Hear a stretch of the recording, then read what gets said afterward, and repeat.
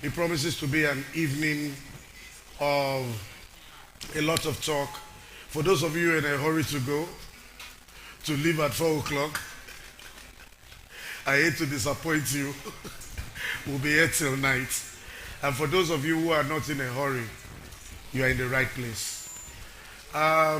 Let's set this all off by inviting to give the national anthem of the great Federal Republic of Nigeria. If your hands are not too busy, please let's put them together for Augustina Ogunlano. Augustina, please.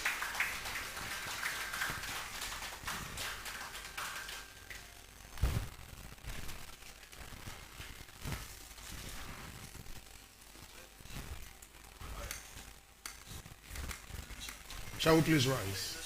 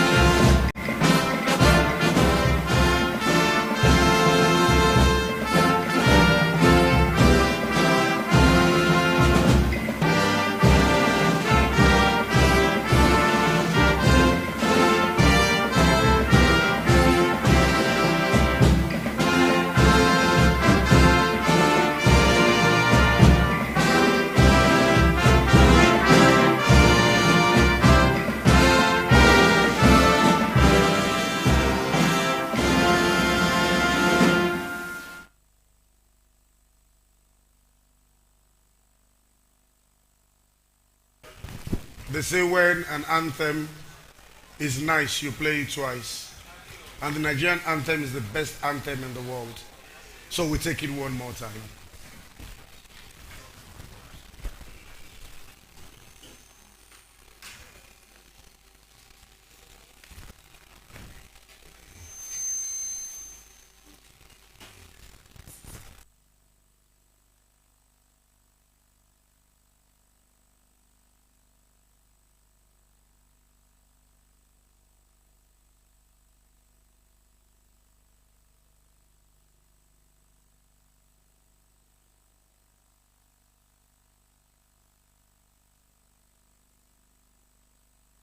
Intentionally creating suspense so that once you hear it, it will blow you away. So just keep wait a little, wait a little, wait a little, wait a little. It's only the old men who have aching knees. I'm sorry for now. But wait a little, and action. Still part of the suspense.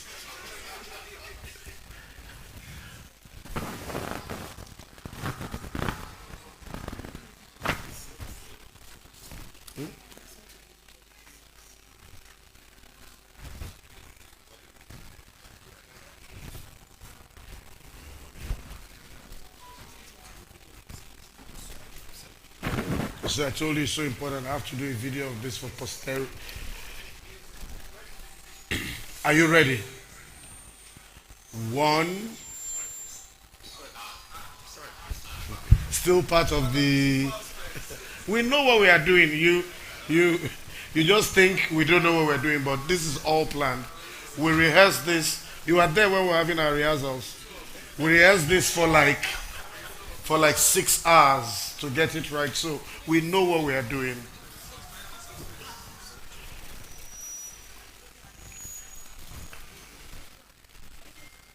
And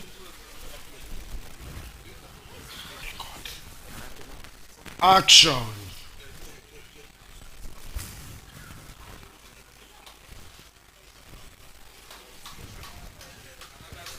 No, we've not done it yet. You think we've done it, but we have actually not done it. After we finish, we'll blow your mind. You will clap like you've never clapped before. So, we know take mouth sing this thing, so it's still part of we are Femi, let's go. Let's go, Femi. You can do it, Femi. Don't worry, Femi. Let it go, Femi. No, take mouth singer and Femi. You know, we just created this as a sort of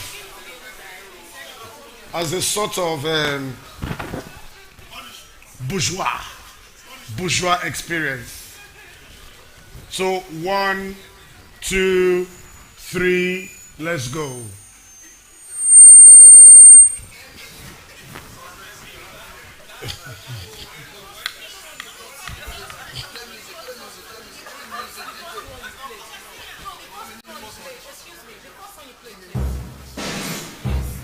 I told you. Now let's rise, please.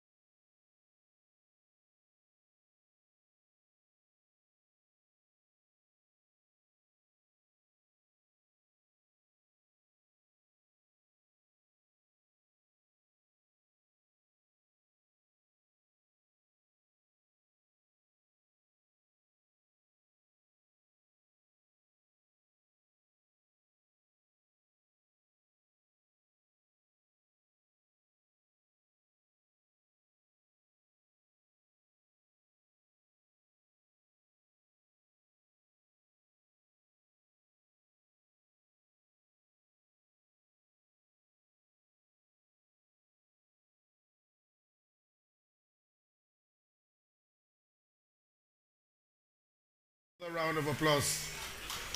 I hope you are not coming back to sing the closing national anthem. Ladies and gentlemen, a round of applause for them one more time.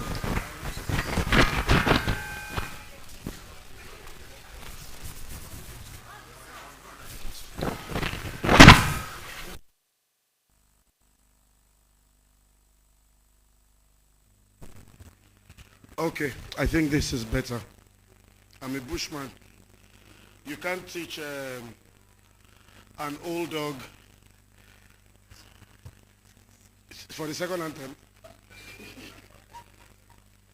All right, one more time. It's my pleasure to welcome you all. I see people from different walks of life. I see, and when I say walks of life, I'm not just talking about Waka now. I'm talking about every aspect of our society. I see people from the online community. I see people from banking, from industry. I see big-time publishers. I see actors and actresses. I see my violence brother that we are in the same party, but we don't want people to know. In that our party.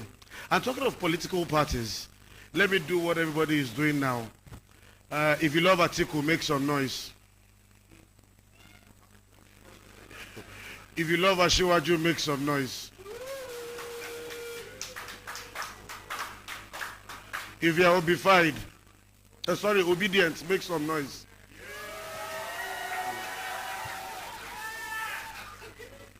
It's you people that have been trolling me online, Abi. Make noise again. Make noise again. The obified people, make noise. We know where you are sitting. I'm coming to look for all of you one by one. Ladies and gentlemen, it's my utmost pleasure to welcome you to the Bodex Social Media 3.0. She's done this over and over and over again, and every year it gets better. The first time she said she was going to do this, a lot of us were wondering what it was all about. But she's been tenacious, she's been going on, and I dare add that if your hands are not too busy, we should please give her a round of applause for all this. Like I said, I'm not one to recognize people, so please just look at your neighbor, shake hands with your neighbor. COVID has left us. Shake hands with your neighbor. Say thank you for coming. God bless you and all that. I'd like to move straight into the meat of the matter, and I'd like for us to please rise to observe a moment of silence in memory of Okweyemi Karim, also known as Always on Keys. Please let's rise for a moment.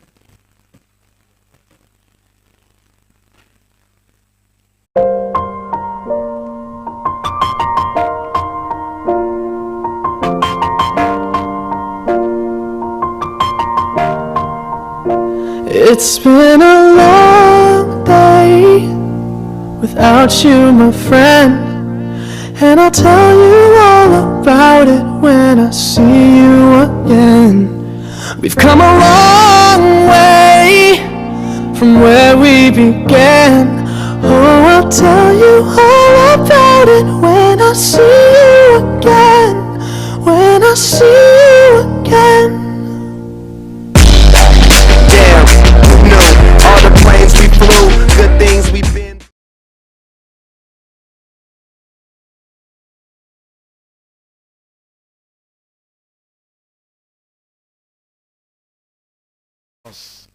Guide our leaders right, help our youths the truth to know, in love and honesty, and living just and true, to build a nation where peace and justice shall reign, and you'll be fine. We allow every other person make their choice in Jesus' name. Amen. Ladies and gentlemen, I'd like to invite to welcome us the convener, of the Bodex social media hangout, influencer, fashionista, Badagry's gifts to the world. I can say so many things about her, but ladies and gentlemen, let me just say, let's welcome Bodex Ngbo.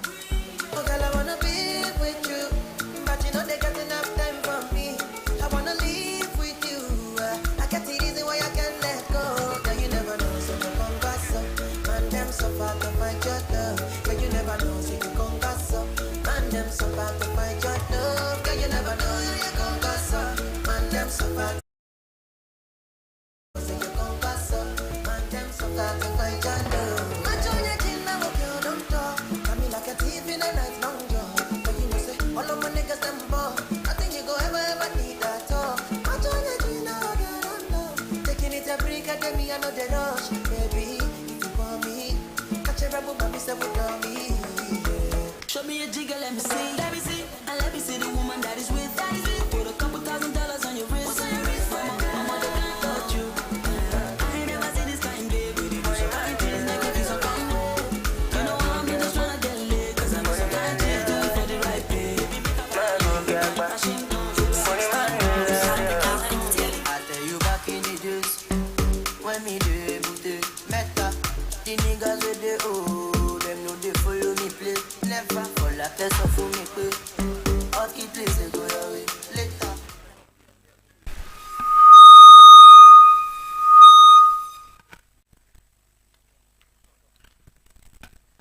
Good afternoon, everyone. Good afternoon, everyone. Please, I'm a very shy person, so I would like you guys to reply me when I say something. Firstly, I would like to apologize for the way we started. We had one or two challenges, and thank God we've been able to, hopefully we think we've resolved it. So on behalf of myself and my team, I say we are very, very sorry. and we hope our apologies have been accepted. Okay, thank you.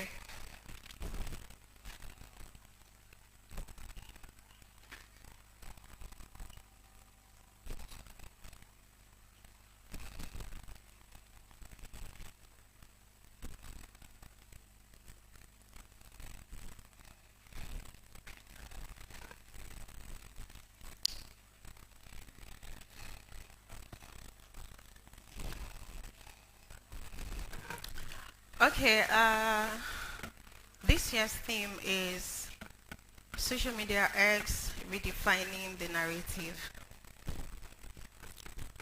My boss is in the building. I'm actually talking. You guys Jesus.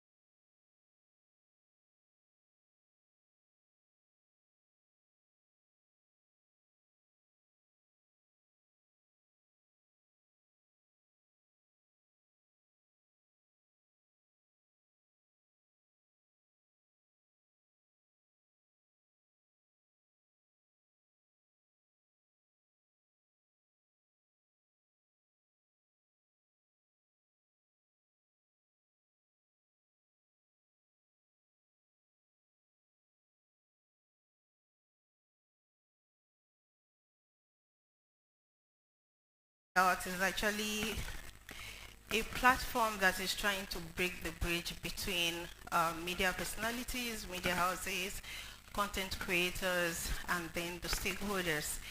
We felt we've been so excluded for a very long time, and we felt it is high time we started our own inclusion together so we can be able to coexist, we'll be able to know what our challenges are and then be able to resolve it.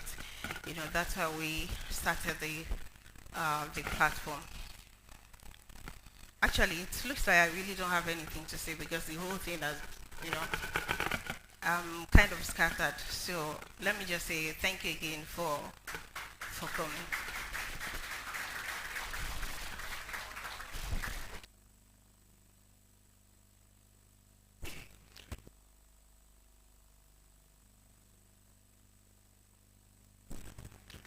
Hello. When I come to the world again, I'm going to be a woman. When she said, when I first came up and said, would like to apologize for people were going, my boss says I'd like to apologize for starting a little bit late. I hope I'm forgiven. All the men, women didn't answer. But all the men, yes, of course. You can even come for a hug. You're forgiven. You're forgiven. Men, may God forgive you. Ladies and gentlemen, every job is a job in Lagos. I don't know how many of you have realized that. There are some things we do in Lagos that if they ask you in your village what you do in Lagos that makes you make so much money and you tell them, they won't believe. For instance, in my village, I tell them I'm an armed robber in Lagos. Because if I tell them I'm a comedian, they will wonder, that guy who comes to drink palm wine at the bar close to the river is a comedian and he doesn't have money. But every job is a job in Lagos. The one that trips me the most are masquerades. In my village, masquerades come out only once a year. I don't know about your villages. But the first masquerade that scammed us big time was Lagbaja. And once Lagbaja made it big in Lagos, everybody became a masquerade. If you don't believe me, they come out every day in Lagos. If you don't believe me, move towards Agege. What do you need to be a masquerade? Simple. Be able to stand heat, and two, have a deep voice. If you are not a conductor, you can be a masquerade. And you must know how to say one sentence. I don't care. I don't care.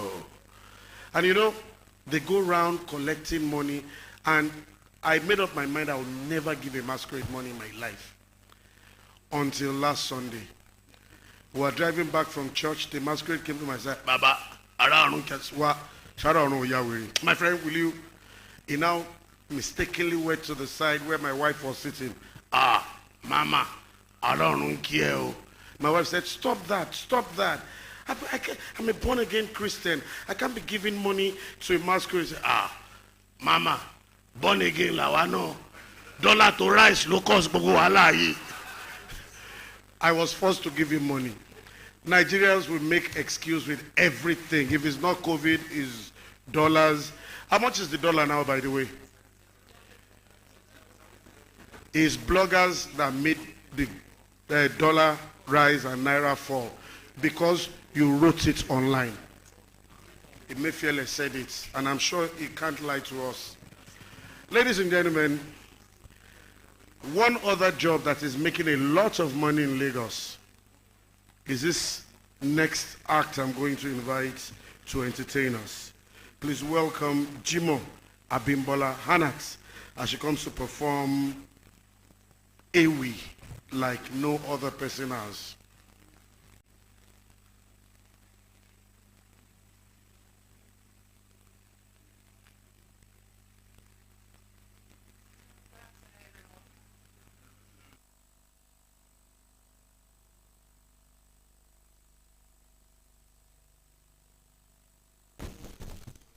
Kábíyèsí Ọlọ́run mi,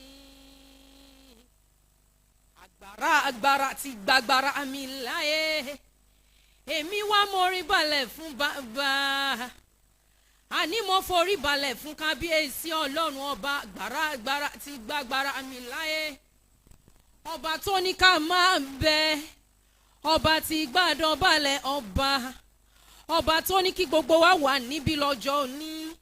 Mo ní tí ò bá sí tọlọ́run ọba ni, ọba tó ní kí alààyè máa wà nínú alààyè. Mo ní ẹ bá mi pé kábíyèsí o. Mo ní ẹ bá mi pé kábíyèsí Ọlọ́run agbára tí gbàgbára mi láyé. Florence ọmọ ń gbó. Bodex ló gbé mi wá síbí lọ́jọ́ òní o. Brain with beauty ni ìyá mi ó jèrè. Wọ́n ní ká ń sọ nípa social media o. Tá bá sọ nípa connectivity nínú ilé ayé. Social media ó jẹ́ ká gbàṣà wa lárugẹ ni. Mo ní bá wà níbi lọ́jọ́ òní. Wọ́n kúkú lè máa rí wa ní òkè òkun. Ọlá social media ni. Mo ní mo gbé fún aṣíwájú mi. Bodex, mo ní kórí oúnjẹ ò pẹ́ bí olúpẹ́pẹ́ ti pẹ́ o. Florence ọmọ ń gbó, ó ní rí ń gbé sọnù bí ó ṣe bí ọmọ. Aṣíwájú nìyàn, ó ní dèrò ẹ̀yìn lọ́la láyé Elédùmarè ó jèrè. Wọ́n bá ní ta ní wí, kújẹ́ ńlá ni mí, làgbáyé ara gbòǹṣokùn ọmọ lébùsí wọ̀yọ̀ ọmọ légúdú wọ̀yọ̀ ọmọ fòdí ọkọ̀ tẹ́lẹ̀ dún mọ̀gàmọ̀gà. Ọmọ ẹṣin méje gbèje, ọkọ̀ mẹ́gbẹ̀ẹ́ ẹ̀fẹ̀fà. Ọmọ olúorẹ, ọmọ olúbísí, ọmọ eléǹpẹ àkọ́kọ́. Wọ́n ní ká tún sọ ní pé kí ni social media ní ká ṣe òjèrè. Social media ó jẹ́ ká mọ́ra wa, ẹni ń bẹ lókè òkun ó lè mẹ́ni tó wà níbí nípa networking marketing ńkọ́. Social media ní ọ̀gá ńlá, ọ̀gá ní kọ́mú láwùjọ òkúta. Bodex aṣíwájú ni ọ́ ò ní dèrò ẹ̀yìn. Ọlá láyé Elédùmarè ní iwájú ló máa lọ. Ẹ̀bì tí Ọlọ́run ò ní jẹ́ ọ̀la rẹ̀ ó rẹ̀yìn. Mo ní ẹ bá mi gbé fún, mo ní ẹ bá mi gbé fún. Bodex social media ò ní dọ́là rẹ̀ yìn láéláé ìláyé Elédùmarè. Ọpọlọ tọ́lọ́run bá mi fún Bodex social media mo ní kò ní dèrò ẹ̀yìn. Alágbára ni yan aṣíwájú nìyẹn, àríkọ́ṣe rere ló jẹ́ fáwa tá ń bọ̀ lérò ẹ̀yìn. Ìláyé Elédùmarè ò ní bá mi pa Bodex mi lọ́lá ìláyé Elédùmarè. Thank you very much.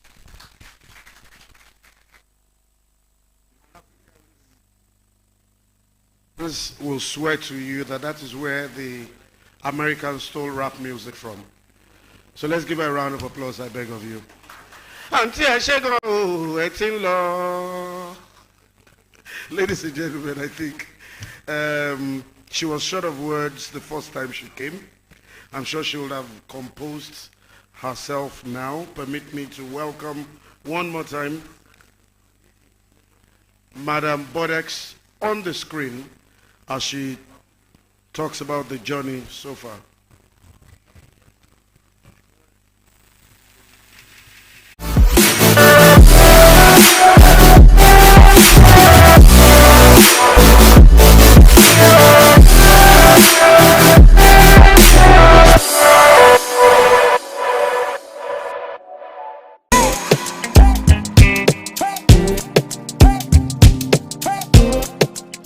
Hi everyone, my name is Florence Hungbo, also known as Bodex the Goldfish, Omo Ego One from Badagry. I'm an event planner, PR consultant, a blogger, an influencer, and I make beautiful shoes. Yes, I am a cobbler. And also, I'm the convener of Bodex Social Media Hangout, the reason why you and I are here today.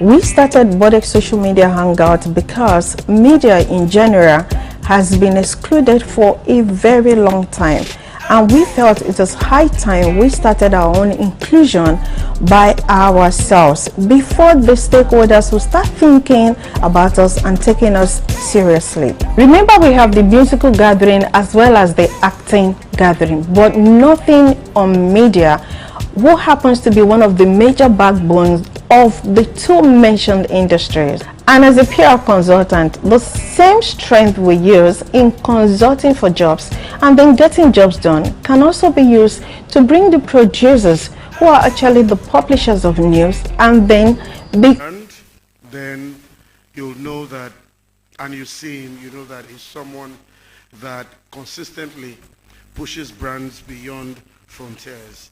Ladies and gentlemen, I beg of you to please join me as I welcome Mr. Babafemi.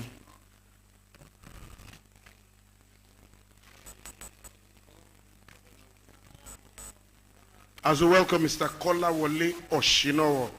The topic is trends and opportunities in social selling. Can I have a round of applause?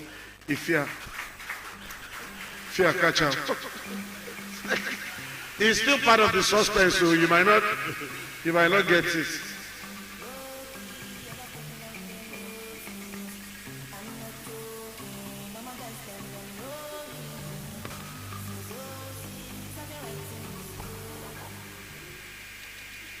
Good afternoon, everyone. Good afternoon, everyone. I know it's a social media hangout, so I would try not to be as formal as possible, because it's quite a paradox that you have a social media hangout offline, and I think it's only Bodex that can pull that off. So congratulations to you on that.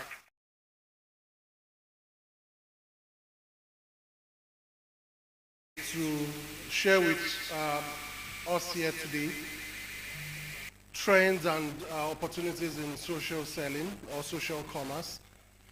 I have prepared a 100-page research report,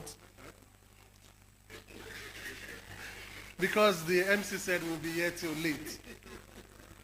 And just like Bodex, I'm also shy, especially when you're sitting amongst people that will drag you online. I can see some of them on this side.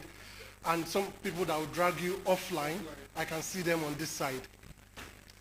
So my people at the back, the people that will drag us are in front. So I will try as much as possible, before they drag me online and offline, I will try to summarize this 100-page research into something that will be tangible for every one of us here today. I wanted to start on the premise of the fact that the MC mentioned that COVID is gone, but you will see that since 2020, we've been moving, we normally say we live in a VUCA world, volatile, uncertain, complex, and ambiguous world, but that is even going VUCA on hyper because we're just coming out of COVID and we're now talking about Russia, Ukraine, and we're now moving into America going into recession, and we're dealing with our own here. And next year, who knows, if the election goes well, then things get better. But one thing that clearly COVID has done is to reset everybody. Whether you're a big brand, a small brand, we are all back to the starting line. And there's no small brand today, whether online or offline, any brand can challenge anybody. And that's one thing we need to take into consideration. Whether you're a big TV station, one YouTube channel can actually send you out of market. You may have won TV of the year 5 times or 6 times, but one blog can actually showcase a lot of information that will take the entire audience that you have built over the years. So COVID has taken us back to the reset line. The second thing is that the world will continue to get more and more complicated, and we need to also prepare for that. In preparing for that, you also need to be very intentional how you leverage social media in building a brand and in selling your product or service. The third context, before I now go into the trends, is to talk about the customers that you have today. They are constantly evolving. Today, even in the workplace, we talk about, we've been talking about millennials, then all of a sudden, a group of employees showed up in the workplace, the Gen Zs. A lot of us as leaders of business, we are finding it difficult to even manage them. They wake up today and they said, look, I'm not even feeling this place again. And they just walk out. They don't even resign. They just walk out on you. Those are the kind of people that you are going to deal with on social media, on social networks as a brand.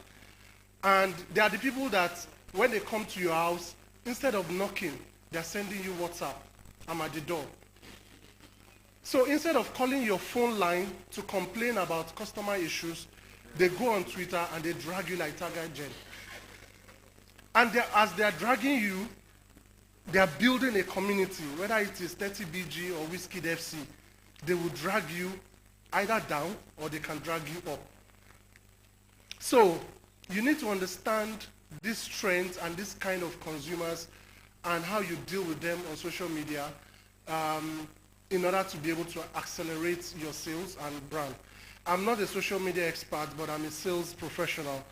And we've said to ourselves, even in the sales community, that we cannot look at social media as just a sales channel. It becomes part of our sales strategy. And any company, any organization, whether you sell a product or you sell a service, if social media is not part of your strategy, then you are not yet ready. I recall just before COVID, when I used to work for the biggest e-commerce brand in Africa, a lot of brands, I used to go to them and beg them. One of those brands is on this table. And interestingly, and I'm sure maybe because they are sponsors, but if you go to events, you will see how that brand has actually shaped itself.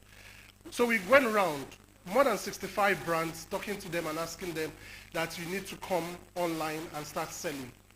And some of them said, oh, it's part of our digital transformation strategy. It's going to take us about 5 years, and they showed us the roadmap. The day the lockdown happened on March 30th, that was the day my life changed, because I never had sleep anymore. It took me 1 month to onboard over 65 brands on e-commerce so that they can start selling.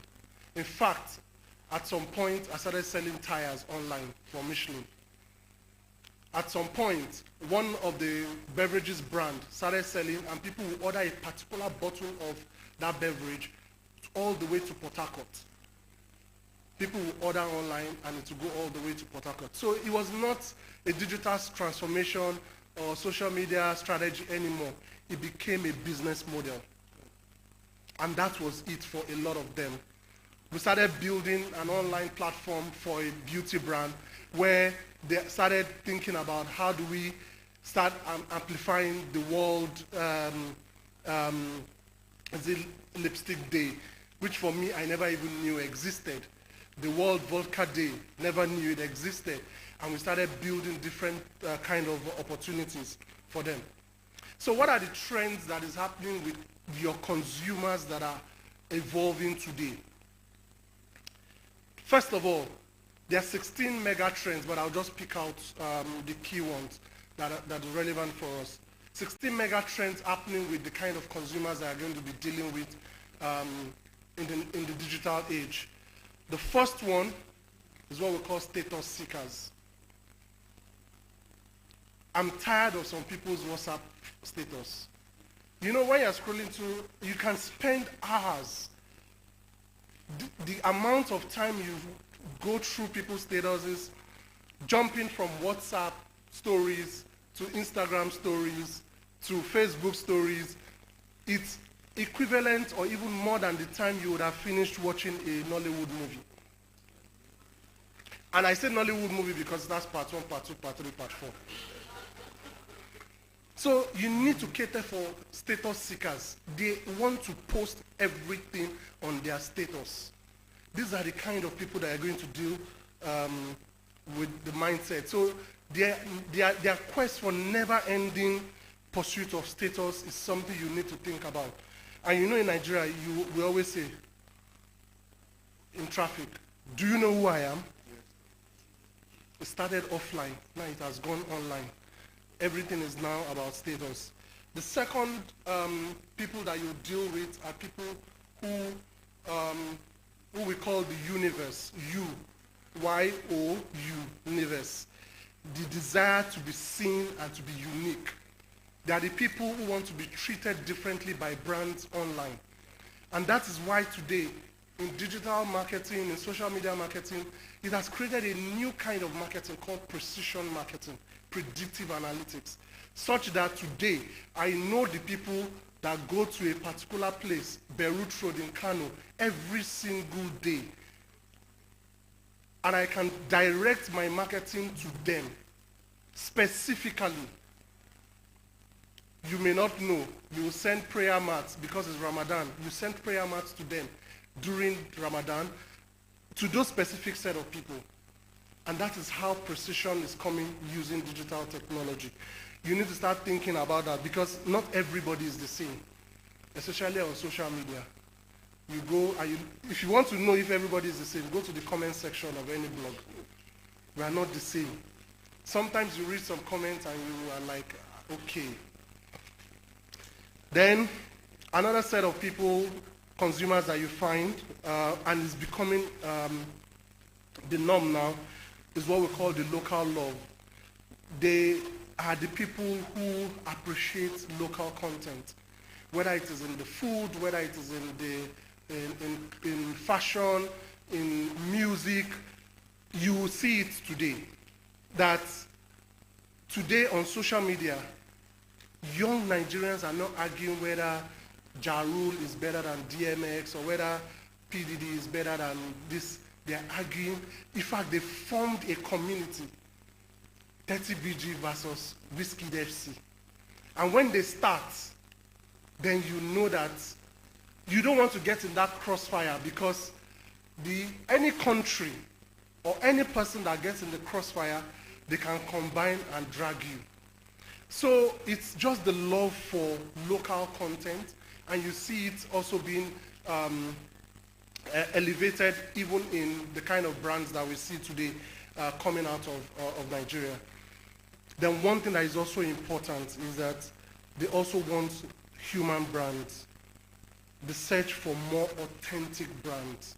The more they see that you're not authentic, on social media they can see through it and they would pinpoint that this brand is not authentic.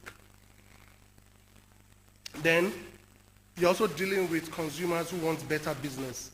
They believe that purpose precedes profit.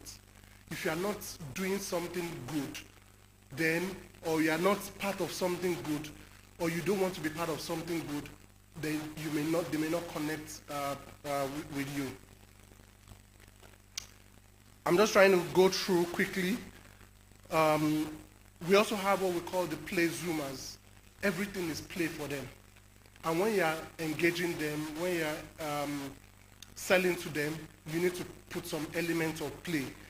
In the parlance of social media, they call it cruise, but know when your cruise starts and when your cruise will stop, or else it can impact your brand. And it is ageless in terms of where the way they want to play. And that's why you see a lot of brands and companies now organizing contests, events, and today, the biggest hashtag is maybe hashtag BBNaija. It will continue to trend for the next 72 or plus days. Then lastly, you'll find consumers who we call the joiners. They have that core instinct to connect with others. And they are the ones that will go and post on their social media and say, hey, who is coming from Lagos to, coming from London to Lagos? And sometimes I wonder, okay, if I tell you I'm coming from London to Lagos, what do you want me to do? So you expect, I don't know, the audacity, the confidence that somebody randomly on your, you will just tell the person, oh, I'm coming from London to Lagos, then you bring something for the person, and it's so fascinating that, that this happens. So these are some of the trends that are happening, but with this trend also come a lot of opportunities. Today, I dare say if Facebook was a country to be the third biggest country in the world, if the way we have the iOS and we have Android, Facebook can actually have their own operating system, put it on phones, it will run, and a lot of people will not even mind, because today Facebook has got the social media network, they've got WhatsApp, which is also you can use for WhatsApp call. People hardly call you on your regular lines today, but they prefer to even call you on WhatsApp because it's clearer. Then they also have Instagram, which allows you to not just sell your products,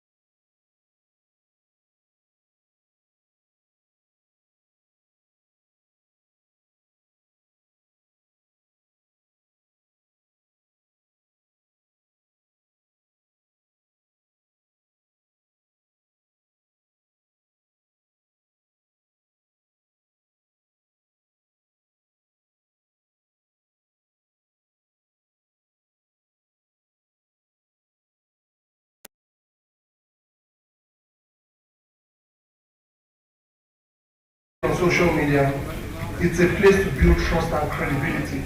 If you build trust and credibility, people will buy anything from you. And like they say, even offline, people buy from people. It is time to go where your buyers live. And today, our buyers live online. You will see some people with their phones, even here, for the last 3 hours, they did not drop that phone. The battery is getting hot, they put power bank. Some people have power banks that have become solar generators. If you pride yourself on being where your buyers are, then why aren't you online yet? So if we're all saying a part of social media angles, why are you not online yet? Social selling expands on the age-old basis of getting to know your customers and meeting their needs. And that's what really social selling is all about. The more you know your customers, the better you can sell to them. Technology is a double-edged sword. It can either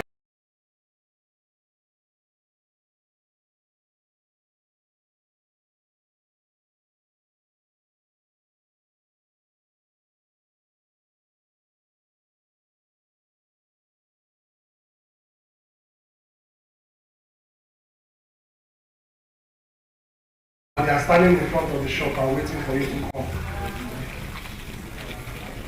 We are now living in the age of customer, where the customer is in control, not the seller. Because one bad review from a very influential social media participant would can actually impact your product or your service. Selling to people that actually don't want to hear from you. Let me rephrase. Selling to people that actually want to hear from you is the most effective than interrupting people or interrupting strangers. Because when you have built a social media community, those are people that really want to hear from you. You can sell them anything. And that's why today, again, Apropos Doctor is selling Aquafina to us. Because every day when I see you drink water, I drank my water today. I have another bottle there. And he's giving great advice, by the way. Praise the round of applause for him. Help the people. So it is important that you also help people who come on your platform to sell. And that way you will become one of the best brands. I've tried to summarize, and I hope that this has been very, very useful. I'll close on the fact that social media makes a cold call less cold, and social selling will actually accelerate your sale, build your brand, and increase the opportunity to even sell more to them. On that note, I'd like to thank you for taking out time to listen to me, and I hope that this has been useful for you, and I hope to see your brand online. Thank you. Ladies and gentlemen, Kolawole Oshino, PhD in view. A round of applause for him. Well, for those who came late, he said 3 things basically.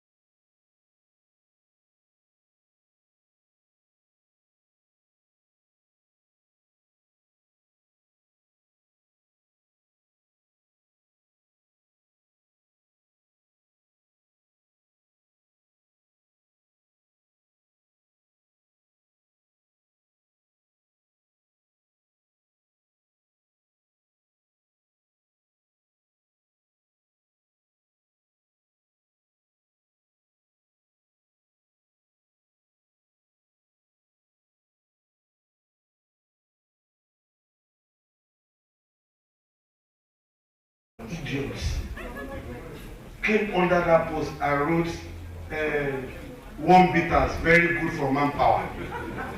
So what does manpower have to do with this girl that is missing? But I guess that's the beauty of the amount of craze that we have in Nigeria. So let's give ourselves a round of applause. I beg of you. Oh, that lady does not agree with We are not well. Mommy, you don't agree we are not well? Ma? With that we are not well. That's a sign of not being well too.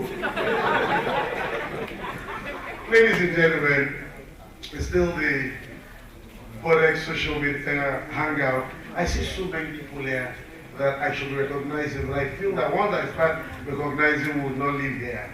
So please, just say hello to your neighbor and tell them your name. If I'm talking to you, tell people your name, tell your colleagues your name, and all that. Let me.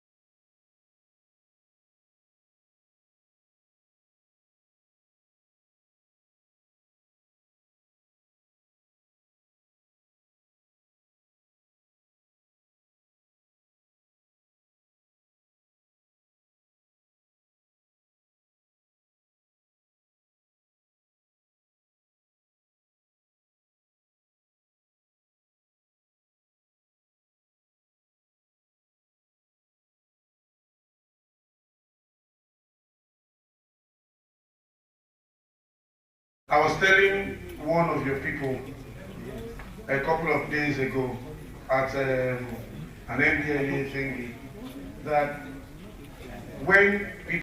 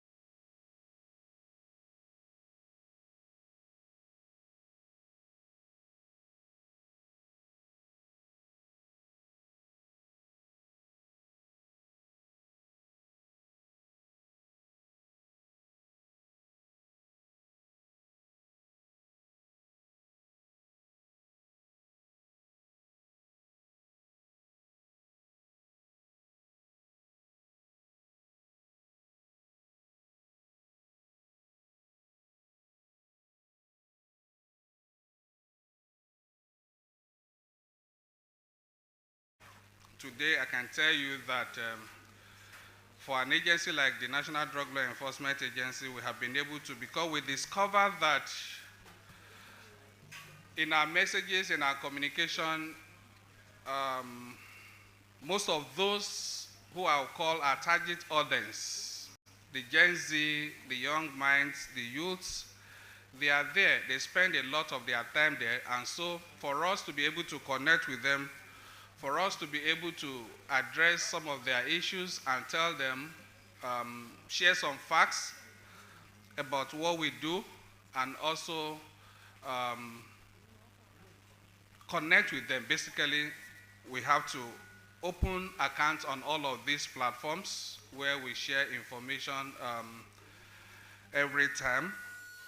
And that has been going on well. We've been trying to grow community of people on those platforms.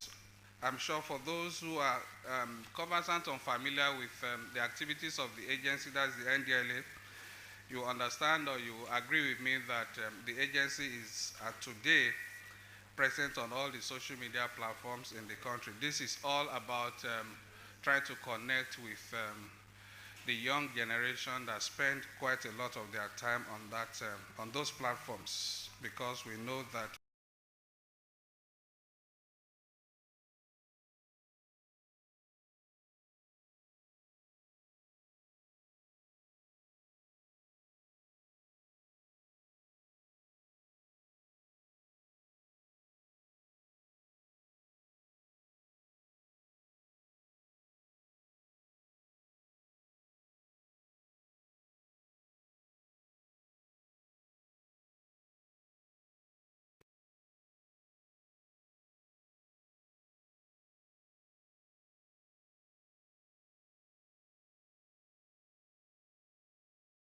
to connect with them.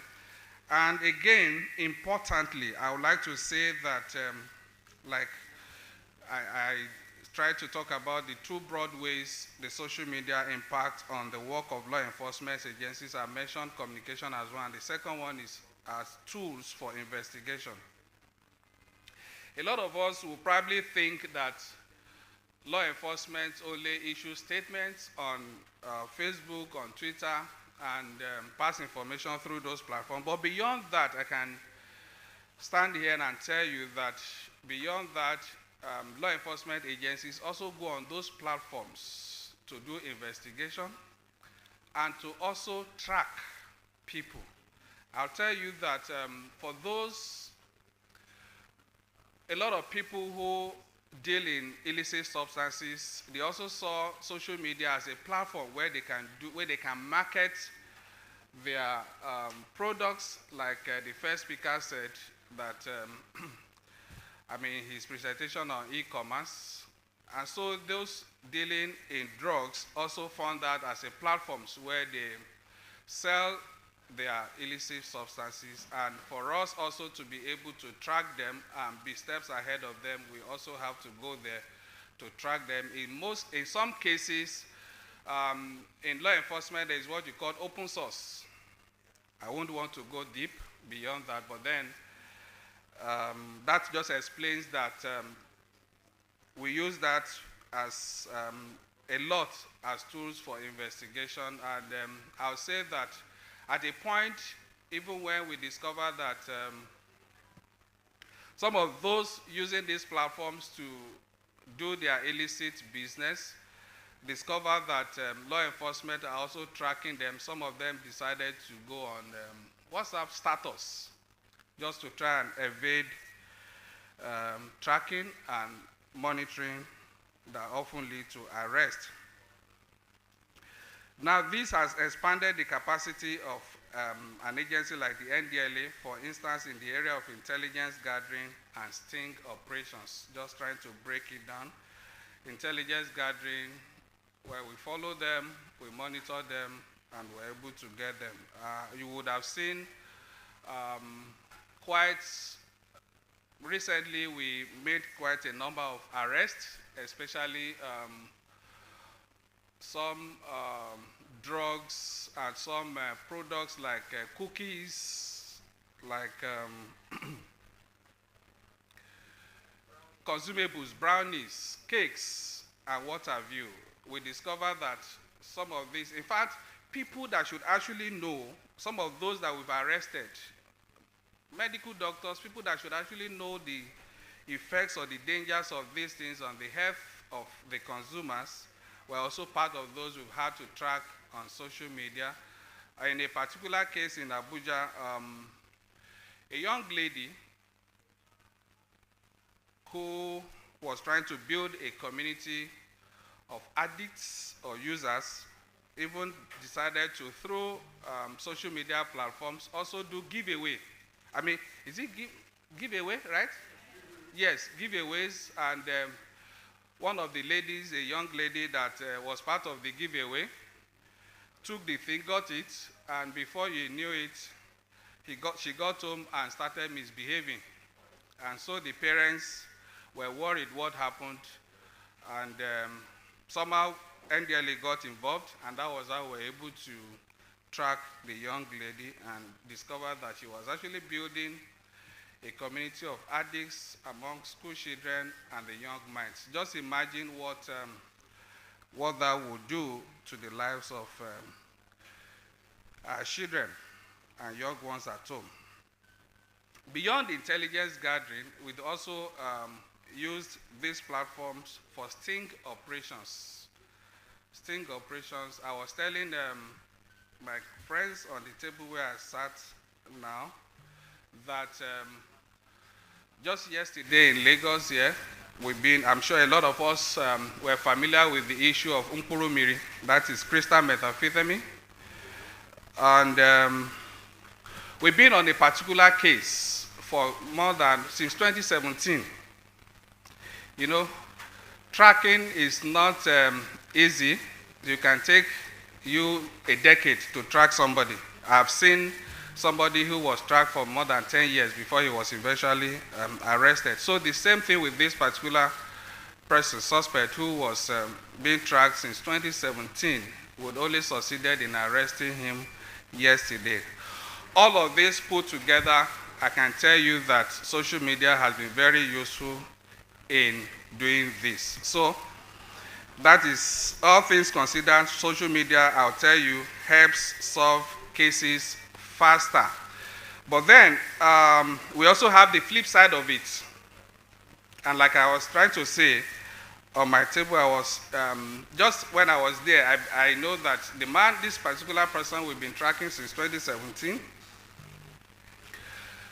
we were able to box him to a place on the island yesterday. And this same person has been a big producer and dealer in Mkpurumiri. That is the crystal meth. And before we knew it, like in the law enforcement, in particular the NDLA, when you make an arrest or you go for an operation, that operation could lead to 3, 4, 10 other follow-up operations. And so in most cases, you will discover that when we make an arrest, we keep quiet on such until we are sure that all the necessary things, all the people connected to that particular case had been taken care of or taken into custody, just so that nobody will escape the hand of the law. And in this case, I noticed that after the arrest yesterday of the big man behind Mkpurumiri, we needed to do a follow-up in another part of the country. And before we knew what was happening, something we were still keeping within under wraps. The estate where the person lives had issued something like a notice within the community. And before you say Jack Robinson, that notice had gone, almost going viral at the moment. And if we do not move fast, that would affect the follow-up operations. So these are some of the flip sides of social media. And like I said before, again, it's also just like it's home for people to sell, it's home for people to make progress. So also you have, it's also home for criminal elements to also do their thing. So that's why on a continual basis, NDLA issues disclaimer against certain developments, especially things that affect the work of the agency, because within minutes, a narrative can be generated, and I'm sure, let me quickly cite an instance. There was an operation by the NDLA in an area on Lagos Island recently, and let me be specific, the party area of Lagos Island. And before we knew what was happening, I was already seeing, even while the operation was still going on, we had sufficient information that people brought in tons of illicit drugs for distribution. That particular part of the state is a major hub for drug distribution of illicit substances. And while the operation was still going on, what we started seeing on social media was NDLA kills 10 on Lagos Island. I'm like, what's that? 10, 3. And you started seeing all manner of things flying around. So the first thing we had to do was for me to connect with those leading the operations to get on-the-spot assessment of what was happening. Indeed, as it was later shown or made available on the same platform, social media, we saw that some of the hoodlums who were engaged by the kingpins who were our targets were actually in that area for three targets. One had been taken out, that is arrested, and all her substances recovered. And while we were making attempts for the other 2, these guys were mobilized and they came for attacks. So in response to be able to escape, withdraw from the area to avoid casualties, our men had to engage them, respond to the threat. And so that was mistaken for killing of 10 people or killing of 15 people and the stuff. But indeed, nobody actually died in that operation. But even then, you would have seen that it's gone viral, that 10 persons have been killed and all of that. There were actually shootouts just to enable our men withdraw safely from that threat. So the bright side of it, social media afford the public the power of to demand accountability from law enforcement bodies. That is a fact. And for us, we've tried as much as possible to make use of that. Today, we encourage people, even we go on social media, what we call Twitter space, to engage with the people. If you have any issue, please come to our social media handles. If you cannot reach us individually, messages, we investigate complaints there and make sure we attend to them. If anybody does the wrong thing, we make sure that such persons are brought to book. But then for inquiries that we need to attend to so that the wrong narratives are not out there, we make sure we respond to all of this. So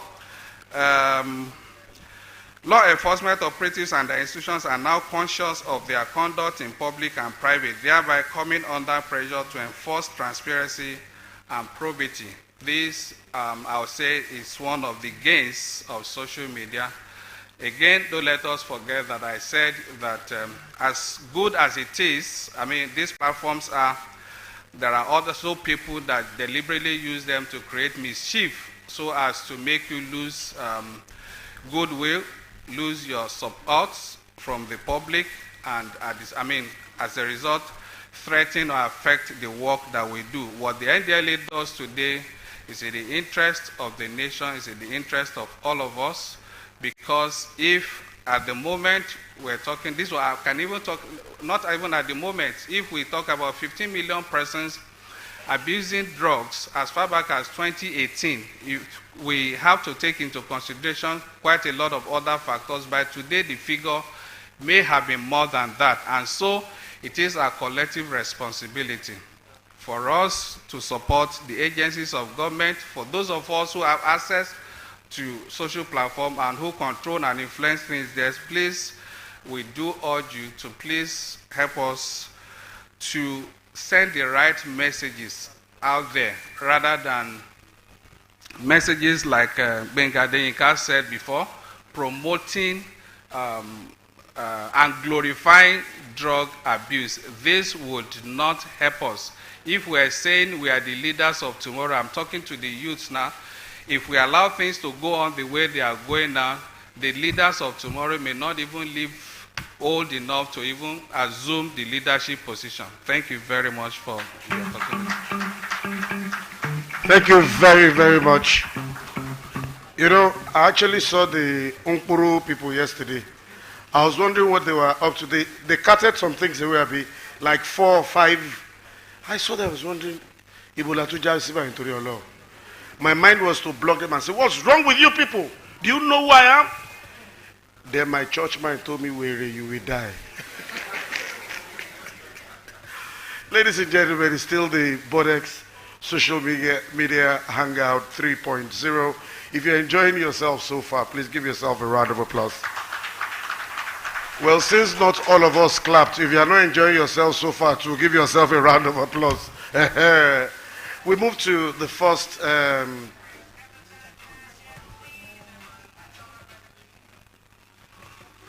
I was going to say something until I realized that my phone too rang once or twice. But it's my Chinese phone that rang. See, I always tell people, the more expensive your phone is, the cheaper your phone is, the more expensive, the louder it is. If you don't believe me, put your Chinese phone on the table and let somebody call. And the other thing about it is that the Chinese are the best in the world. Please give them a round of applause. One phone, radio, TV, antenna. If it gets very hot, you can use it to iron your clothes. People will now say, the battery, they quick die. If now only one person get headache, nose ache, leg ache, back ache, you no go die. So please, let's put our phones on vibrate. If it's a Chinese phone, remove the battery. It has no vibrate option, please. Thank you very much. We move. We do what? That's one thing I used to like on social media. But people stop saying that. Abi, it's outdated now. Then the one I used to love back in the days was Bagown. Who remembers Bagown? Maybe you type something and it was always T9. But once you type it and you hear Bagown, you go, yeah, what to get me. But man, social media is fun. So much fun. You want to say something, madam? Okay, so we move on to the first set of panelists. Permit me to welcome someone who is a trained realtor, a human rights activist, business consultant, and social media folk hero. This man came into our lives, and our lives have never been the same since then. Please welcome the one we call Segalinks Adeshagun Olusegun Omotayo. Sega. You know, when I saw him stand, that saying, big things come in small packages, just blew my mind. This man is a certified troublemaker. Can I have a round of applause for you, please? I'd also like to invite a communications specialist, lifestyle blogger, digital content creator, the one and only Omar Ehiri. Round of applause, please.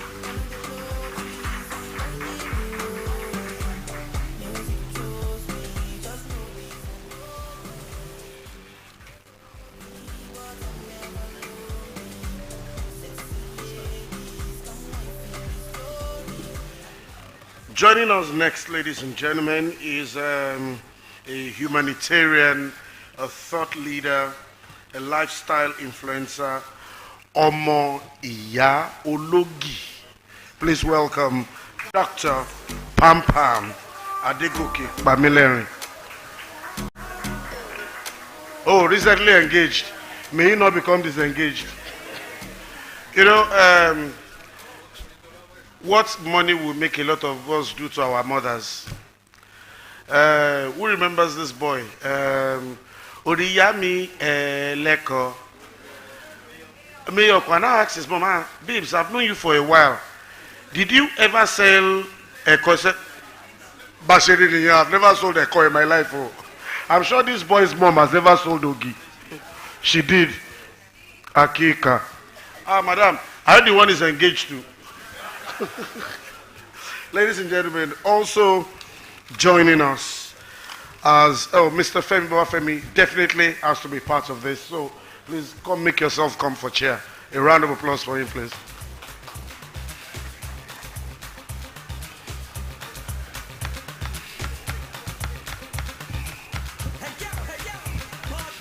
You know, the Hausas have a saying. They say, Gani ya Fiji, which means seeing is believing.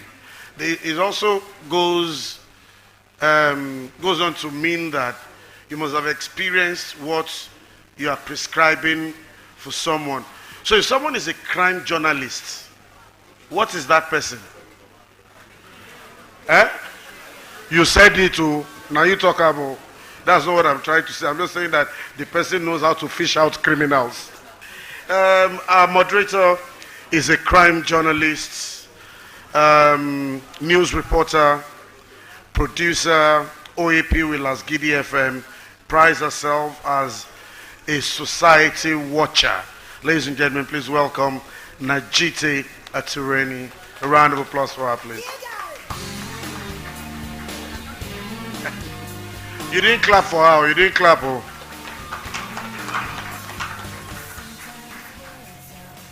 And can I have a microphone for her? You know how long you have, Abby? Sis, you know how long you have, Abby? I'll come and chase all of you. The only person I'm afraid of here is Sega. Because if his community attacks me, an NDLEA, before they come and bust me. Over to you. A round of applause for them, please. All right, distinguished ladies and gentlemen, my name is Najite Atirene, a crime journalist and not a criminal. Thank you for being a part of this panel. I will be moderating for the next 20 minutes. I don't want to take so much of our time because we have other panel session. But let's quickly start with Mr. Babafemi, Femi of the NDLEA. You've spoken about Nkwamiri, and you know, I want us to talk about how people glorify it on social media, and then okay, ladies and gentlemen, please, we're having a very important session here, so I would be glad if you can just keep it down and we could learn one or two here. Thank you very much.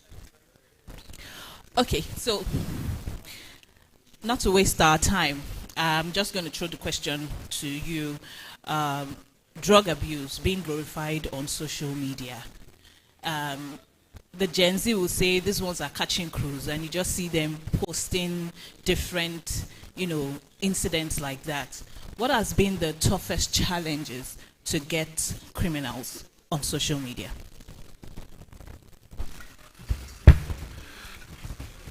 Thank you. As I said before,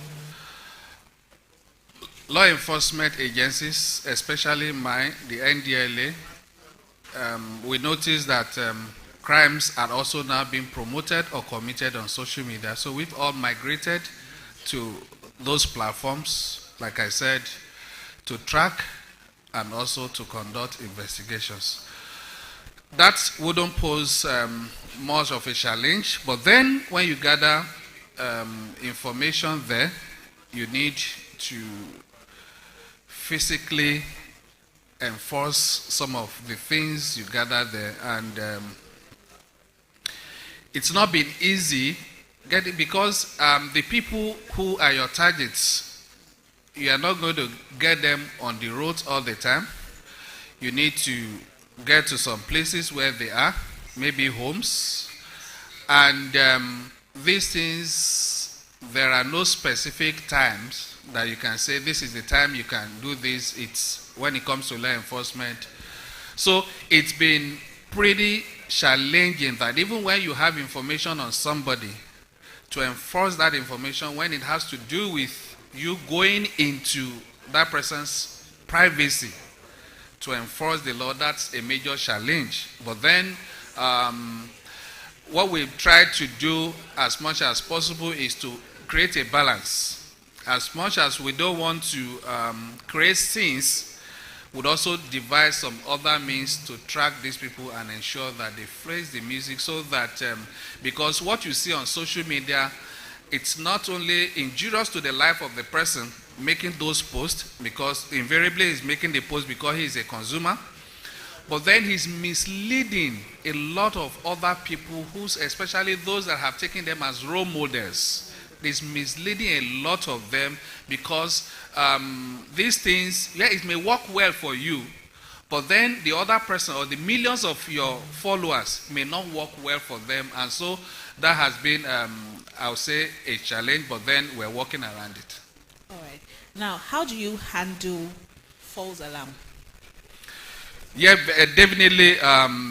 You don't just, like I said, we are on all social platforms and people come to our DM to give a lot of information, because what the agency does today is our operations are intelligence based. That is, we act on information provided, but then we don't just act on an information provided. We do what we call verification. We try to verify by conducting surveillance. For instance, if you tell me house number 2 drugs are being sold there, I won't just move into house number 2 to arrest or we have to be sure that surveillance is done and ensure that at the time you are going in there are exhibits, because it's useless for you to arrest somebody without exhibits. So we have to be certain, and that is why you can give that to us, that there has never been any arrest made by NDLA without producing exhibits, because it's those exhibits that you actually need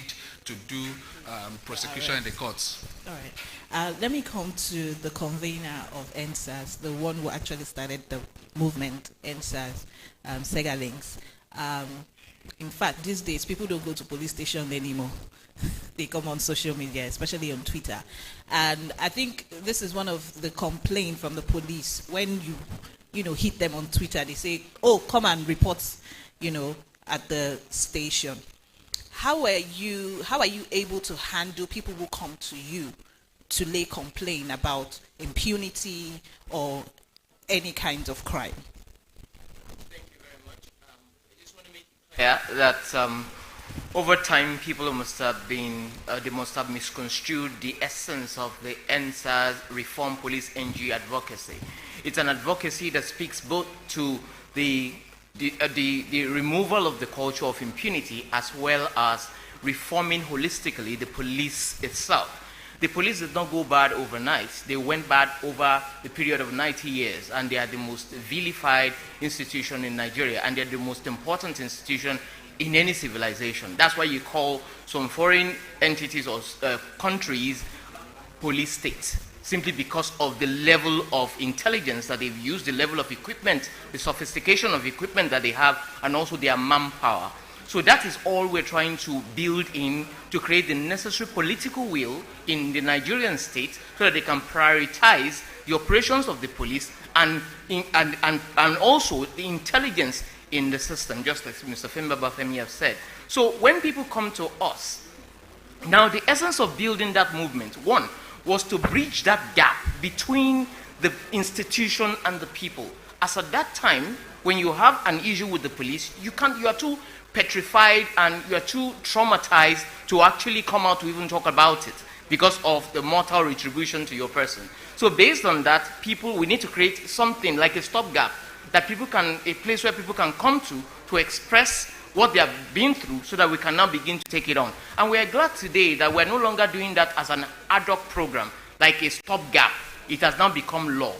Law in the sense that for the first time, the albatross of 90 years rule of impunity have been brought to a stop, because there is a policy and a law in Nigeria today that has reinforced the police system and have repositioned them for service delivery. Just like Mr. Shinawa said earlier on, everything has gone social. So police and law enforcement has gone social now. You don't even need to call SEGA anymore because there is a system that has been built within the police system itself for internal, as an internal mechanism that actually corrects itself. And we are monitoring this as well. So when people come to us, before now, we have a system through which we manage those information across Nigeria. But today, we have used this system that we have to reinforce and strengthen the institution so that they can actually deliver service to the people better. All right. Now, I'm going to come to you, Pamela. NSAS, I'm sure you definitely was a huge part of it. As a social media influencer, how are you able to push the narrative using hashtags? I know Mr. Oshino spoke about using the right hashtags. How are you able to push the narrative to, for it to have caught the fire it caught? Something about hashtags is, unlike other social media platforms here, it's easy to track. Yeah. So when you click on an hashtag, you could easily see what everyone is saying on that particular hashtag. I want to check what people are talking. For example, there's traffic on Ikorodu Road. I just have to type Ikorodu, and I'll see what everything is happening. One way or the other, someone on that same road has tweeted and said, guys, if you are going to Joelegba, if you are going to so, avoid this route. So for hashtags, it's easy for people to say, oh, this is what is happening, and you could easily track. During that period, it was a big ass movement. People could say, oh, this is social report on the island.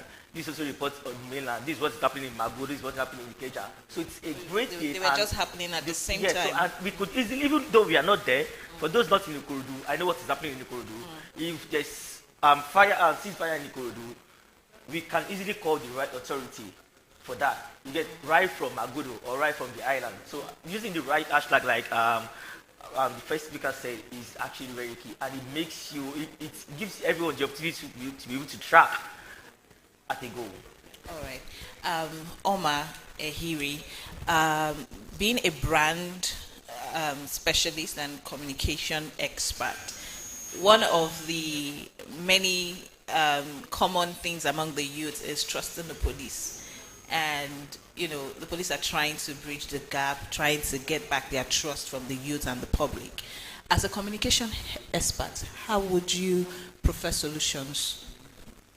Okay, thank you very much, Najite. Okay, so the first thing I would say is, if you asked me this question before NSAS or at the heat of NSAS, I would say just do a complete overhaul, like really. But that's really unrealistic. You cannot clear out the entire police force because then you'll be giving room for crime. I think the first thing for them to do is what they are trying to do now, which is make friends with these influencers that you think are your enemies, make friends with people who actually have that influence to drive, the communication or the information to the heart of the people you're trying to reach. And then we have some police force, I don't know if I'm allowed to call their names, so I'm just going to leave them out, who are trying to be, so when you tweet something or when they see something, immediately they're jumping on it and say, oh no, this should not be happening, I think you should do this. I mean, a couple of times I've seen even the police tell us how we should be safe in certain areas, what we should be doing, what we should, how we should guard ourselves, and even trying to make us their friends by telling us, look, if this person does this thing to you, then really you should report it and we'll step in. That's the only way you can gain our trust, because it's still very difficult to gain the trust from the people. Extremely difficult, but baby steps. We would eventually trust you, but maybe you want to put your eyes out there even more, because we still have certain stop points. Right. In Lagos, I live in Lagos, so I will speak for Lagos. We have certain stop points or checkpoints or whatever you want to call them, where people who call themselves police officers are still harming innocent citizens. So you want to make sure that you're doing routine check all the time and ensuring that you are not just profiling people just because they look a certain way, drive a certain car, or you see that they're doing get your facts and then we'll trust you. All right, let's now talk about advocacy, and I'm going to start with you, Mr. Babafemi. One of the things you do is advocacy. You use the social media to advocate, good things and, tell people not to stay away from drugs and crimes. Has that been impactful? Absolutely. I'll tell you that has really helped. Let me cite, for example, the Twitter space we do every Friday, 3 to 5 p.m. There we provided that platform to communicate with the people, to connect with them. And what we have noticed is, one, on the area of law enforcement, people have seen that as a platform to reach out to us, give information.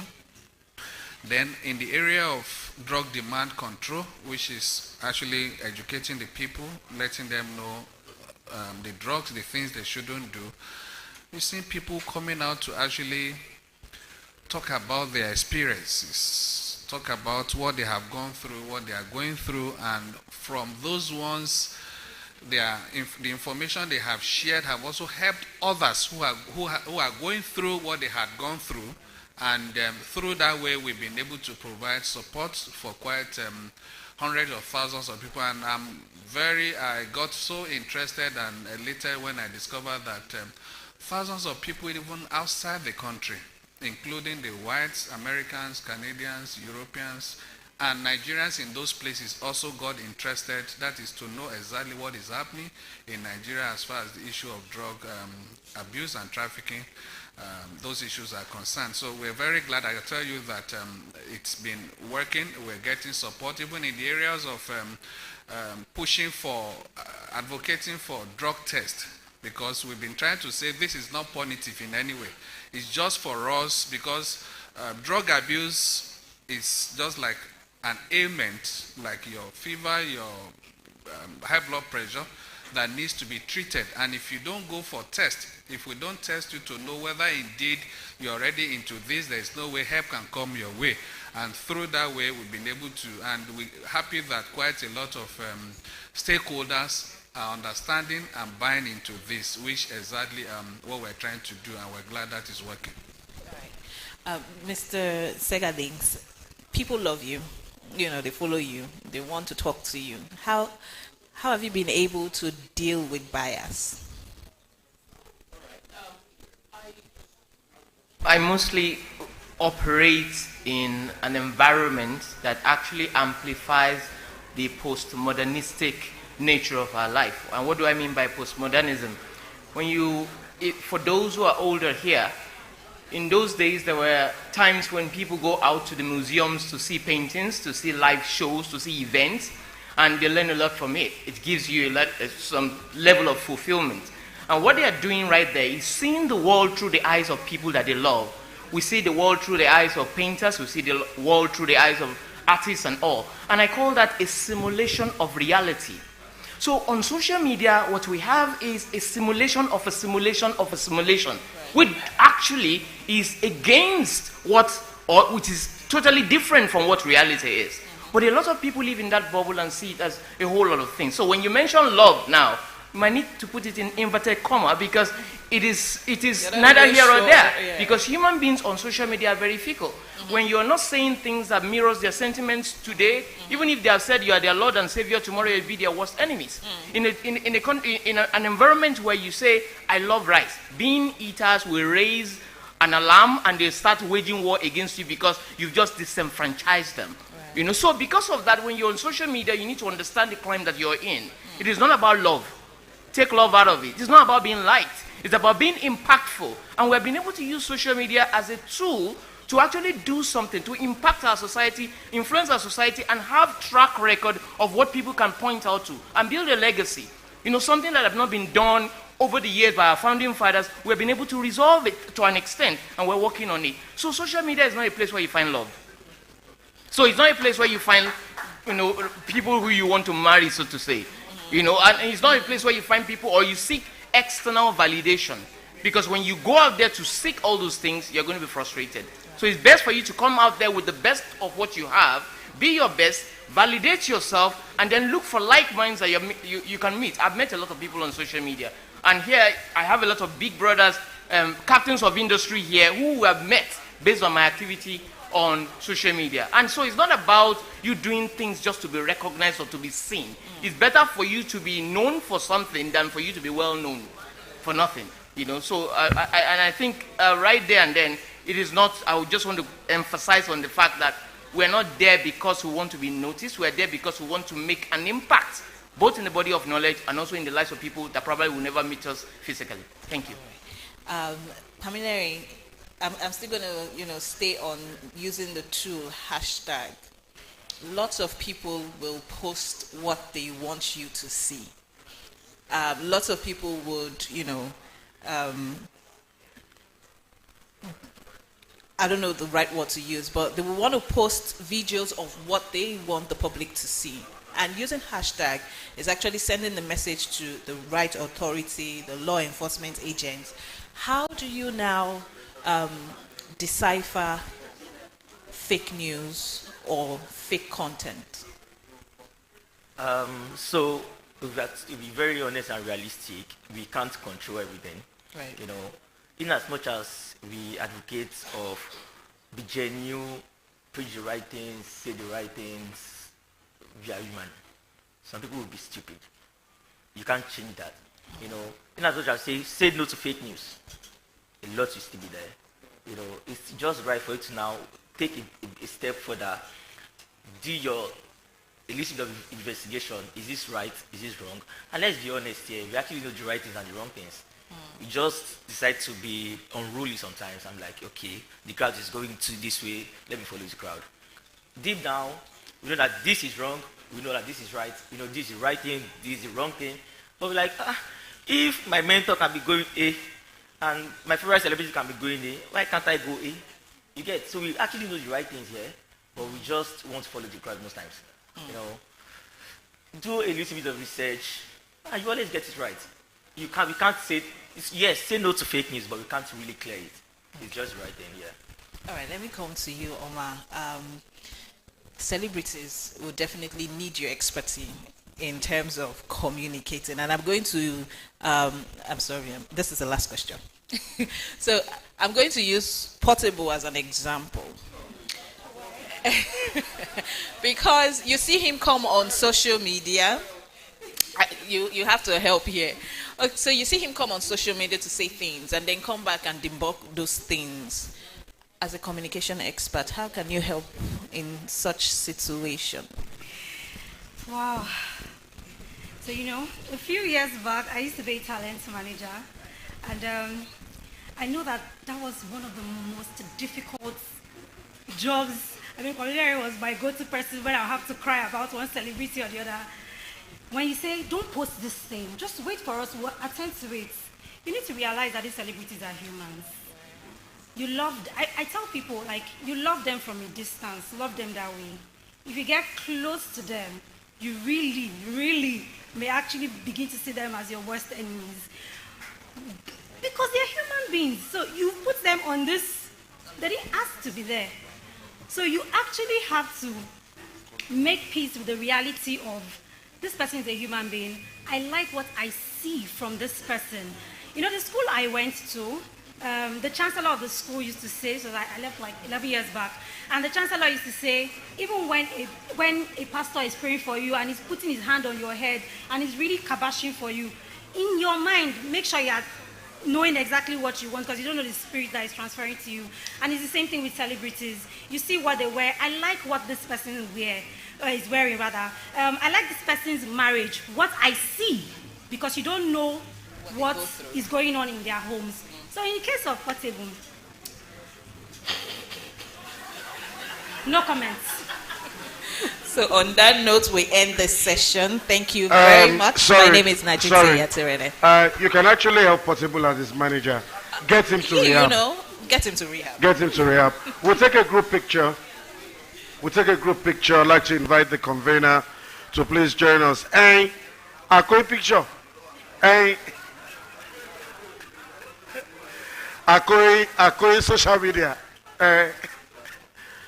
God. You see all sorts.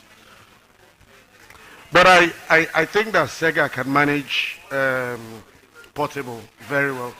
Yeah. So please, let's rise. Let's rise. Madam Bodex, we're losing daylight. Can we have a gift? Let's take a group picture. And can we have a round of applause for them? A round of applause, please.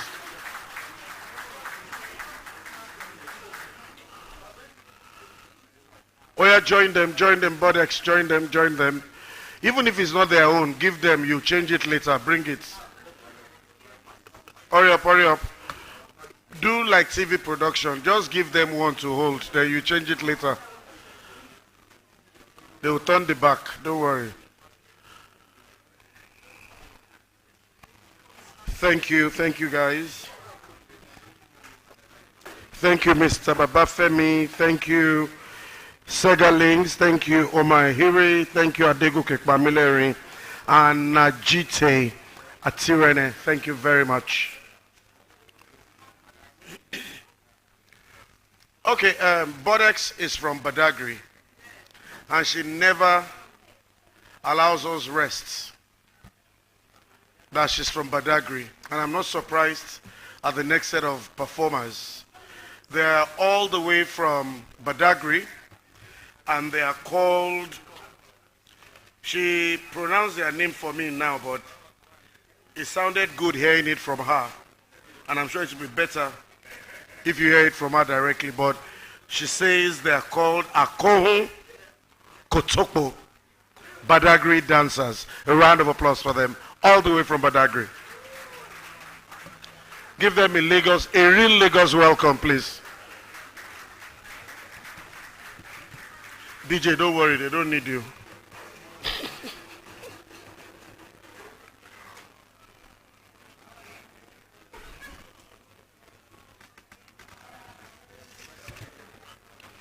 Performance is inside though.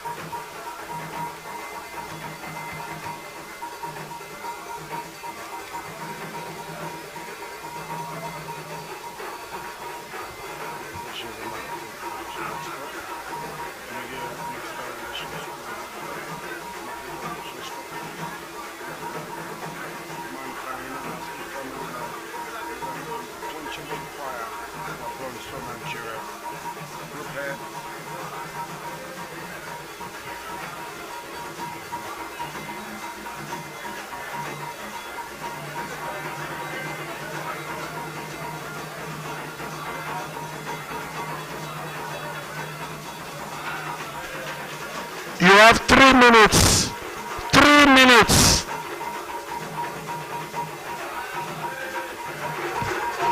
You have 3 minutes to perform. Please come to the front. Thank you.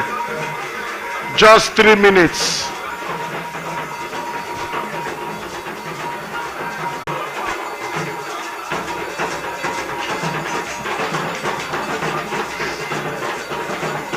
Please come to the front. Come to the front. You've done 2 minutes of your 3 minutes already.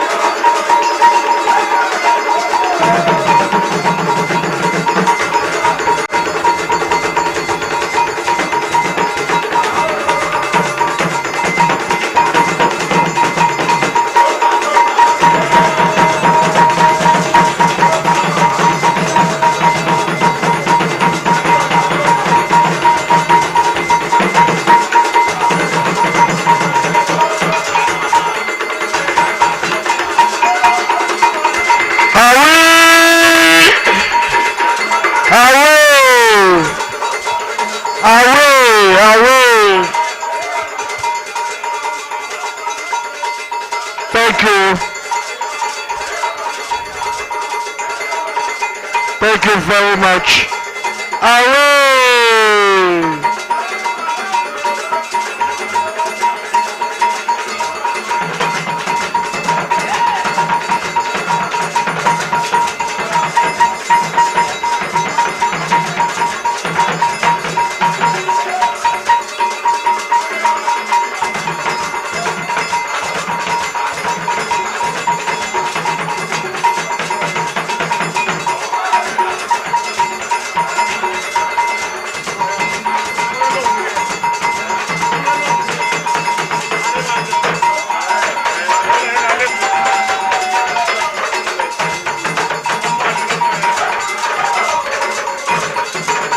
Thank you very much. Thank you very much. Thank you. Thank you very much. Thank you. Thank you. Thank you. Thank you. Away.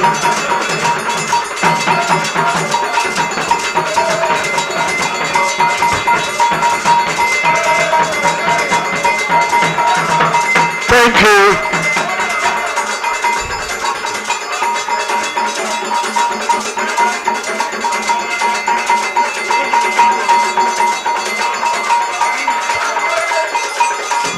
Thank you. Thank you. Thank you. Thank you. A round of applause for them. Thank you. Away.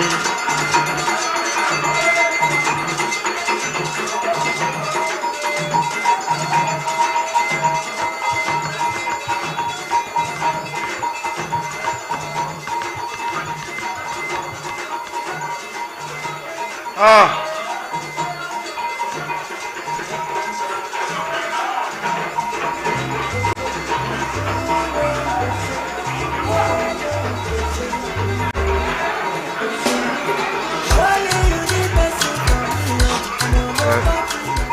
Security.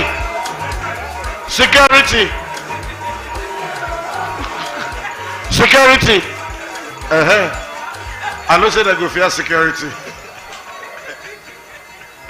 Ladies and gentlemen, can I have a round of applause for them? A round of applause. But sorry, I need to find out something from you guys. Is this how you make noise in Nigeria? Oh my God. Wow. Where I grew up, you know. A lot of you don't know I was born in the States, yeah? In a place called Maryland. You know Maryland, yeah? Very close to Nigbongbon. Ladies and gentlemen, a round of applause for them one more time. You know, it just keeps eating at my soul that I can't recognize people. But let me recognize my friends and forumites from Niger Otters Gist. If you're here, please just wave and give yourself a round of applause. Can you all please stand up? Let them see you. Stand up, let them see you. Round of applause for them. Please rise, rise, rise. Stand up now. You are afraid. Stand up. Yeah. These are some of the most jobless people in Nigeria. All these people, you put your phone down small. Next time you go online, you have like 75,000 messages. I say, Kilo day. You are in that group too. You are in that group. Fad, why were you afraid to stand up? Violence HQ. I've told you I'll report you to your wife. He's always beating me online. You know all those slap. Sometimes when he slaps me online, my body will be paining me in real life. Ladies and gentlemen, we move to our next segment, and to talk to us about curbing fake news and regulating social media in Nigeria. Something you don't want to talk about online. Bros, I like regulate. They go drag you, like waiting. They'll drag you like Tiger Generator. Those guys just go free advert for nothing. Is a public relations and marketing communications expert, media and external relations guru, marketing communications strategist, lover of mankind, an astute family man with an unquenchable fire for his dear country, Nigeria. He is current group head, media and relations and external relations at UBA. Ladies and gentlemen, please welcome Mr. Nasir Olariwaju Ramon. Do not stop clapping. I still have some balance in their bank. Clap, clap, clap, clap.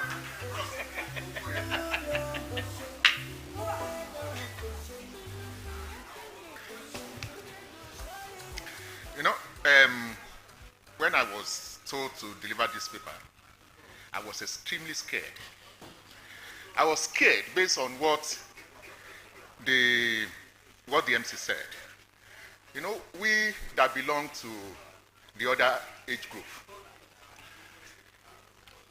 when you advocate regulation on social media, men, the drag, the beating, but most importantly, we need not to run away from this reality. Coincidentally, I would have lost my marriage 2 years ago. Exactly 2 years ago. A friend of mine, who is seated beside me, called me and said, Ramon, have you seen what was written about you? I said, what? He said, I just read that you are packed away from your matrimonial home. I said, packed away from matrimonial, what happened? He said, you have married a beautiful lady somewhere, and you have abandoned your wife and children at Ogba. I said, oh God Almighty. My wife was sitting beside me, and I have to quickly pass the phone to my wife. I said, bros, repeat what you just said now. The guy repeated it. My wife now said, oh, okay. Thank God I'm beside him. If it was like 2 hours ago and somebody narrated this story, probably he would have accepted the fake news as real news. And I think I'm not the only person that have gone through this. A lot of people have. Either corporate organizations, individuals, or any kind. Fake news is real. It has destroyed homes. It has made some people to go mental. It has destroyed organizations. But all of us agree that we need to put an end, or an end must come to fake media. But the modalities and how that will happen, nobody has been able to say it.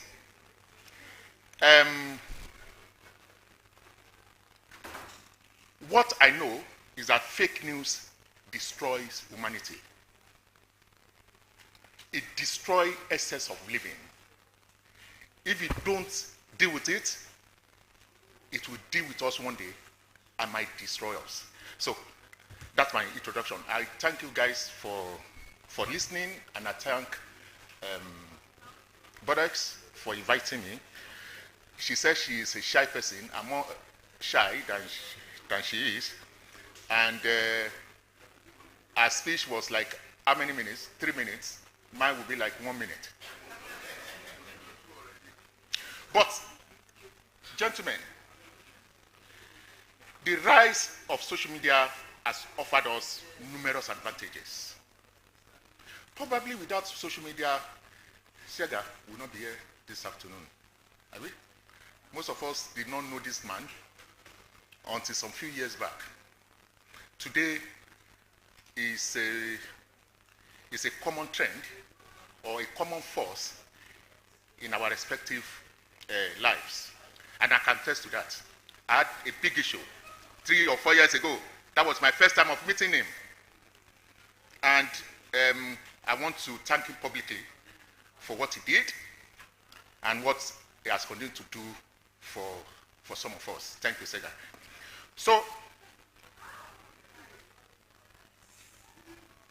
like I said, social media has offered numerous advantages, including the ability to make money. A lot of guys have made lots of money from digital world. It has afforded the networking and help our professional life.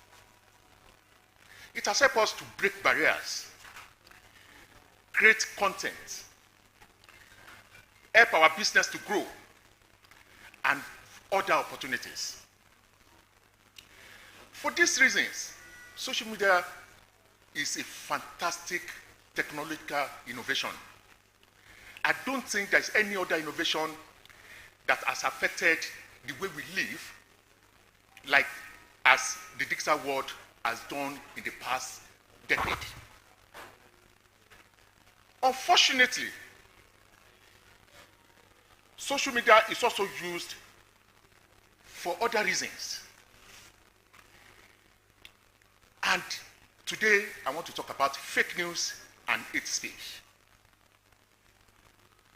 So, please, I don't want us to go into classrooms session, but it is very important for us to understand what fake news is, so that we're able to contextualize it and understand the dimension in which it brings. Fake news is a false or misleading information presented as news. And if you check your phone, go through your WhatsApp now, you will see that kind of information. It is presented as news, but it is misleading and it is false. Fake news refers to deliberate propagation of false information with the intent of causing harm to a person's reputation, manipulating people's perception of free facts, inciting the populace against the government, and most disturbingly, causing mayhem in society. I think all of us will agree with these facts. Fake news is generated by outlets that masquerade as actual media platforms. When we get them on our WhatsApp groups, when we read them on the blogs, the presenter, the platform is open to us as a news provider or information provider. As a news provider, information provider, the essence is to believe what that person says, or to believe what you read, or to believe what you see. But in essence, what has covered this is false and misleading information. So, what are the types of fake news we are talking about? It might be satire. No, satire, it brings no harm. But when I'm being satirical, for instance, the other person reading that information might not understand. And when it tends to present it to another person, it presents it as a real news. That's so common in our society. At times, I tend to joke. You tend to bring some satirical facts. To you, you meant what you are saying. But to somebody else who had believed what you have said, it is presented as the real information, as the real news. So we need, when we are going through our information, we need to ask ourselves, is this real or satirical? It's very important. It might be misleading content, misleading use of information to frame an issue or individual, or false context. We might even be an impositor. You know, when you imposite a content, or you manipulate the content totally. So the onus is on us as consumers of information to ask ourselves, this information that is before me, is it true? Can it be true? Can it be fair? Because it is when you ask yourself those questions that you have that positively back to check the effects of fake news. So, social media and fake news. Like I said, there are various instances. I've just told you about what happened to me. Another thing, I think some of you got to know about some few days ago or some few months ago, a particular owner of a blog wrote an epistle on social media about me. And the guy said that he ran out of the country because I tried to make police arrest him. How? He wrote a story in which Sega, I got to know Sega it was about retrenchment in UBA. And because the guy wrote total falsehood, I was able to convince my management that we don't ignore him.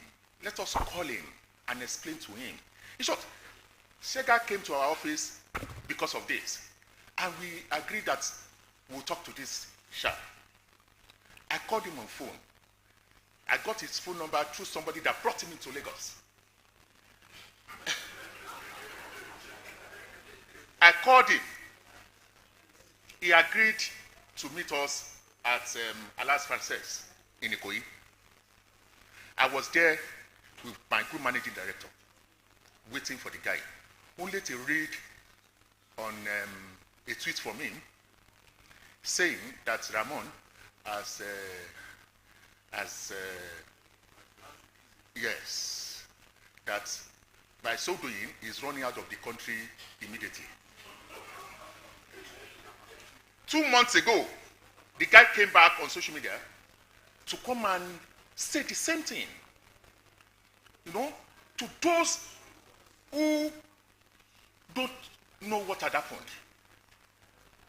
I believe, hearing my name, they will believe that kind of information. And the fact of is that this could not have happened if not for the power of social media. This tool that all of us play on today is a very, very powerful tool. And it is extremely important that we understand this. It is a tool that can destroy or make a person. So, gentlemen, like I said, there are numerous instances in which some netizens, you know, the citizens, all of us are netizens now, we live on internet. Like somebody said, we are just in this building listening to me. Some of us are with our phones, doing one or two things on internet, either on Twitter or Facebook or WhatsApp or Instagram. Sometimes these stories that we see are with ill intentions or satirists, like I said the other time, mischievously created to disrupt or mislead readers and serve the selfish means of somebody. So the onus is on us to ask ourselves, the guy who sent this story, what is his interest? What does it supposed to serve? Because it is when we ask ourselves those questions that we'll be able to decipher what that particular news is all about. Like I said the other time, fake news destroy humanity. So, what are the effects of fake news? The man who invented World Wide Web, Tim Berners-Lee, believed that if internet is to serve humanity, fake news must be curtailed. Fake news reduces the impact of real news by competing with it. And that is the most dangerous part of it. Today, I'm very sorry to say, and I'm saying this with a sense of seriousness. Give our children at home this day to read. Or put your money, if you want to put your money inside a this day newspaper or Punch newspaper or Guardian newspaper and put it on the table. No, managing director said only this day. Don't, bros, don't worry. You know I manage you and I manage other medium. You will be shocked that you will come back 3 years after to check to find your money intact. But let the broadband at home go off for 1 second. Your children will drag you on social media. Another effect of fake news is it undermines trust in serious media coverage. It had happened to me before. When you are conversant or when you are used or when you have been opened to fake news, serious media coverage of events becomes secondary. You tend not to believe in it. And that is dangerous for any society. And fake news, like the way Donald Trump had used it, cast doubt upon credible news. All of us were privy to what Donald Trump did. He would tell you that a credible story is fake. And before you know what, millions of Americans have believed what Donald Trump said. So, to Donald Trump and his supporters, real news that is not favorable to them are considered to be fake news. So, at the end of the day, CNN, as a credible organization, in quote, is still reeling from the tag given to it by Donald Trump. Fake news peddlers or fake news peddlers create parody accounts on social media during period of crisis. It's another warning to Nigerians, especially as we enter the political era. In the next few days and months, all these of fake stories, fake reports, fake news will be fed to all of us in this room and beyond, because this is the era. For some, they will believe in it.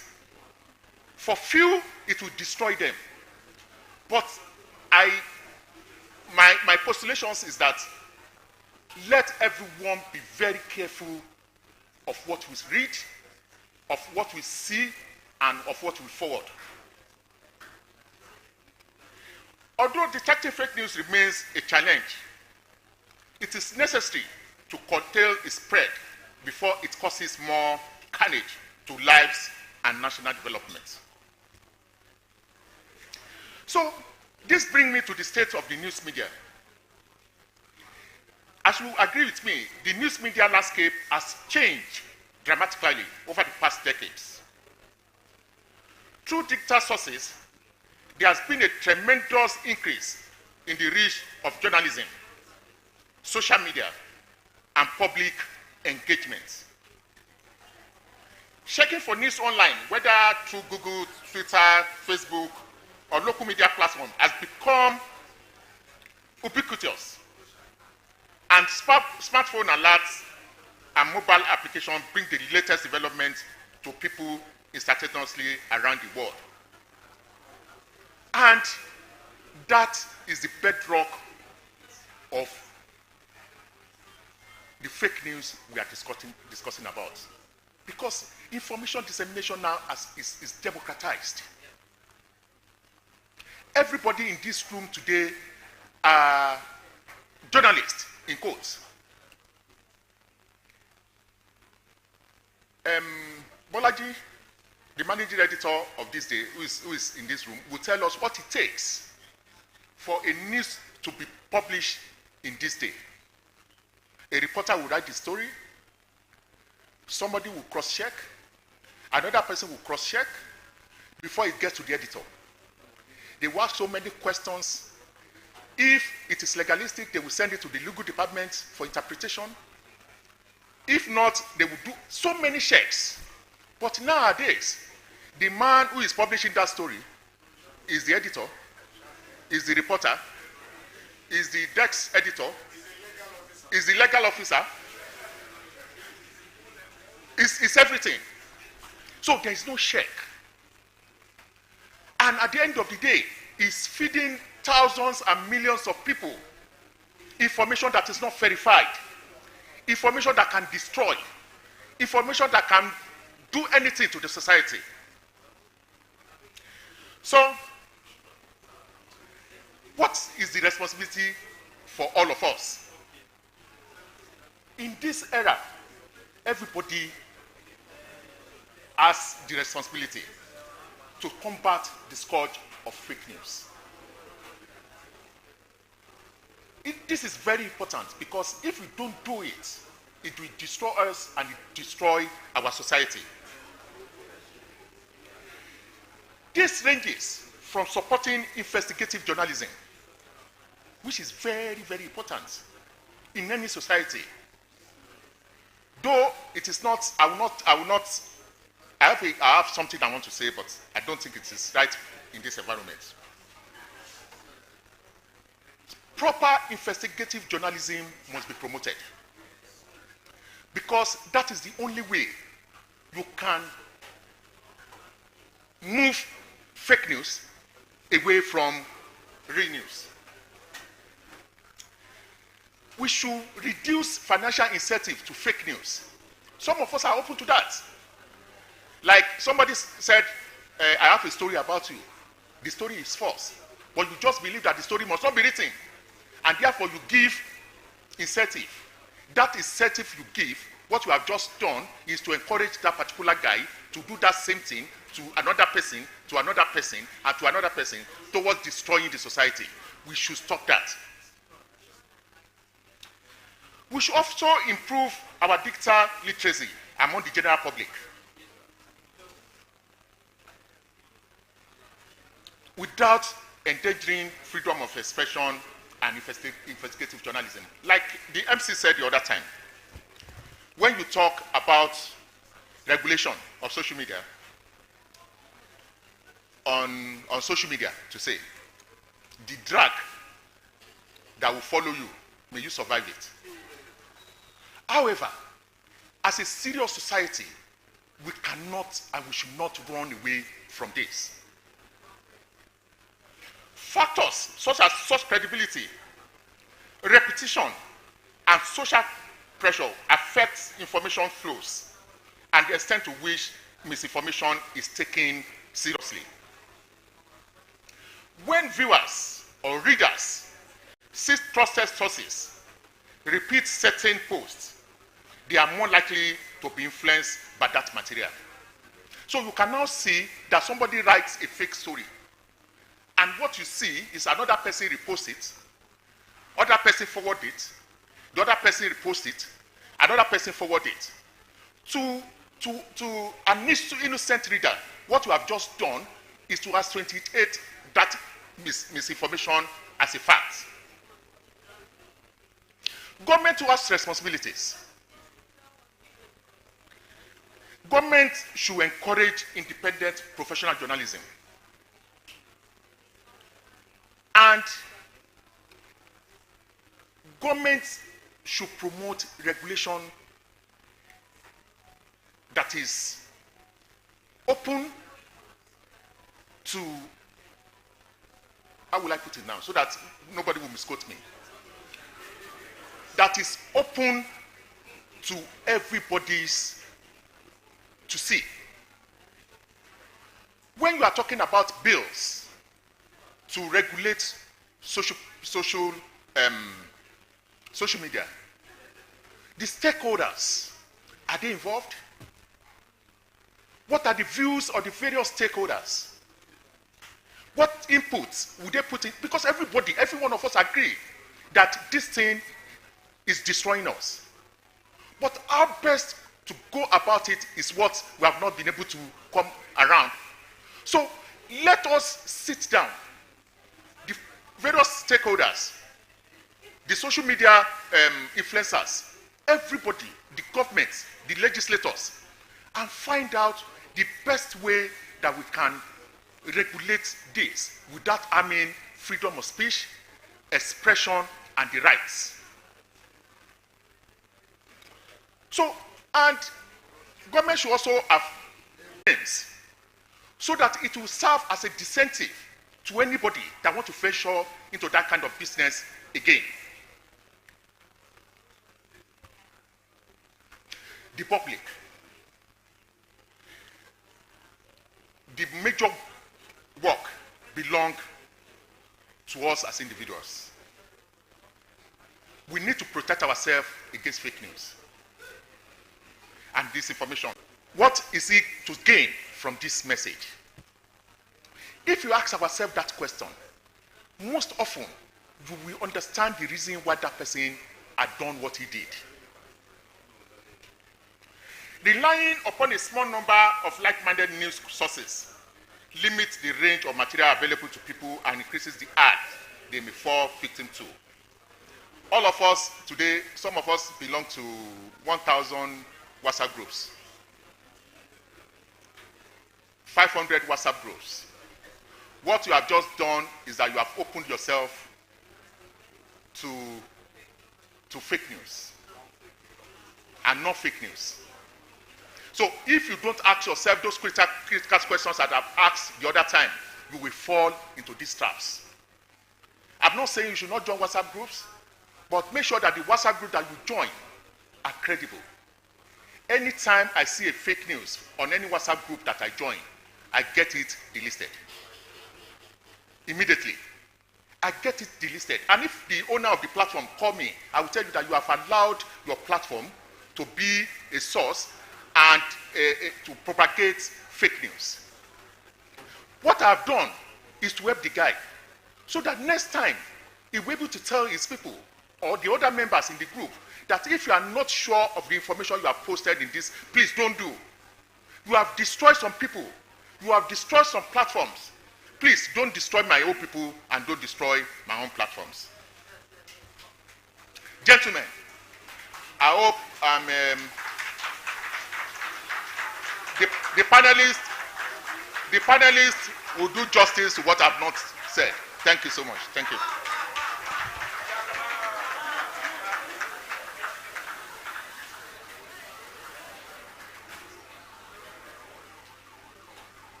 This is Violence HQ.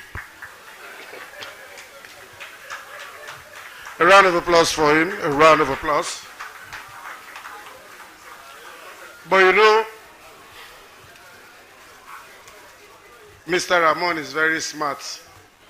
Oga Ramon, you just say get brave past all of us. You now said, because you don't want me to drag only you. You said we should all come together and sit down. It's a lie. You are the one that will give us the solution. Before they don't say, Ramon, say, but we should have invited Ogalai, Lai Mohammed. Okay, so let's get to the panelists. Our very first panelist is a journalist, a banker, PR and communications expert, my friend, the Okiki boss, a man who has his hands in a lot of pies, the youngest grandfather anywhere in the world. Ladies and gentlemen, please welcome Mr. Sunday Esson. A round of applause for him. He works for my very good friend. My very good friend. His boss and I are on a first name basis. He calls me Benga, I call him Oga. All right, ladies and gentlemen, our next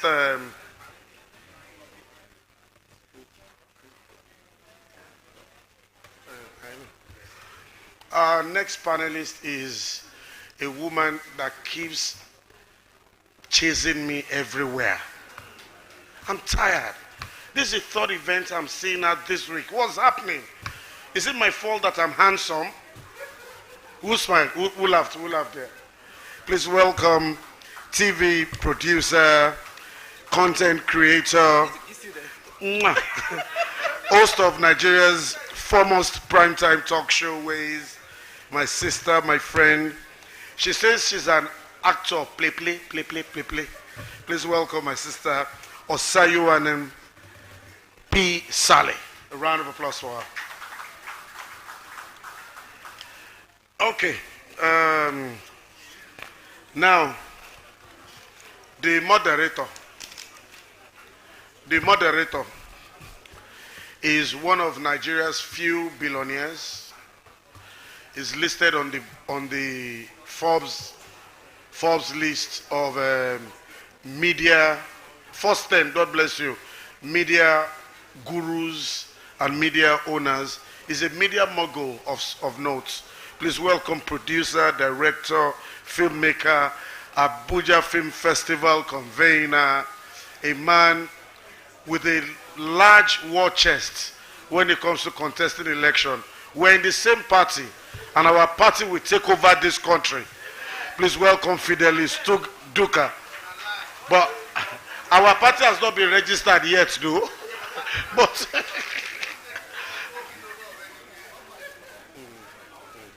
and I would like our brother, Mr. Ramon, not to believe that he has run away.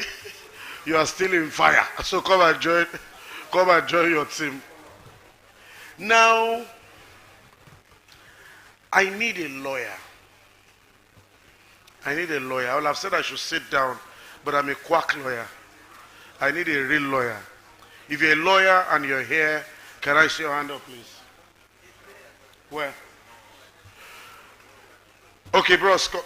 No, I didn't say you should stretch. I said put your hands up if you're a lawyer. Okay, if there's no lawyer, Kingsley James. There's a law graduate. Where is he? Or Funke Akindele. No, Funke Akindele is a lawyer too. CKN, Chris, where are you? You know, I love Chris so much. Chris, I've known Chris for as long as I've known myself. We grew up in the same area. Chris is an Igbo man that speaks Yoruba better than any Yoruba person I know. And I always call him a real Igbo man because it's only Chris that can have the fake version of CNN. His network is called CKN. Chris Kehinde Nwadu Network. Can I have a round of applause for Chris? Chris, where are you? Omoibo, he has run away. Lawyer, our parents will not be happy with us in this room. All our parents wanted us to be doctors, lawyers. Is there, KJV, please bail us out. You always, it's another panel, sit down, don't worry. Let me see, what's the closest thing to,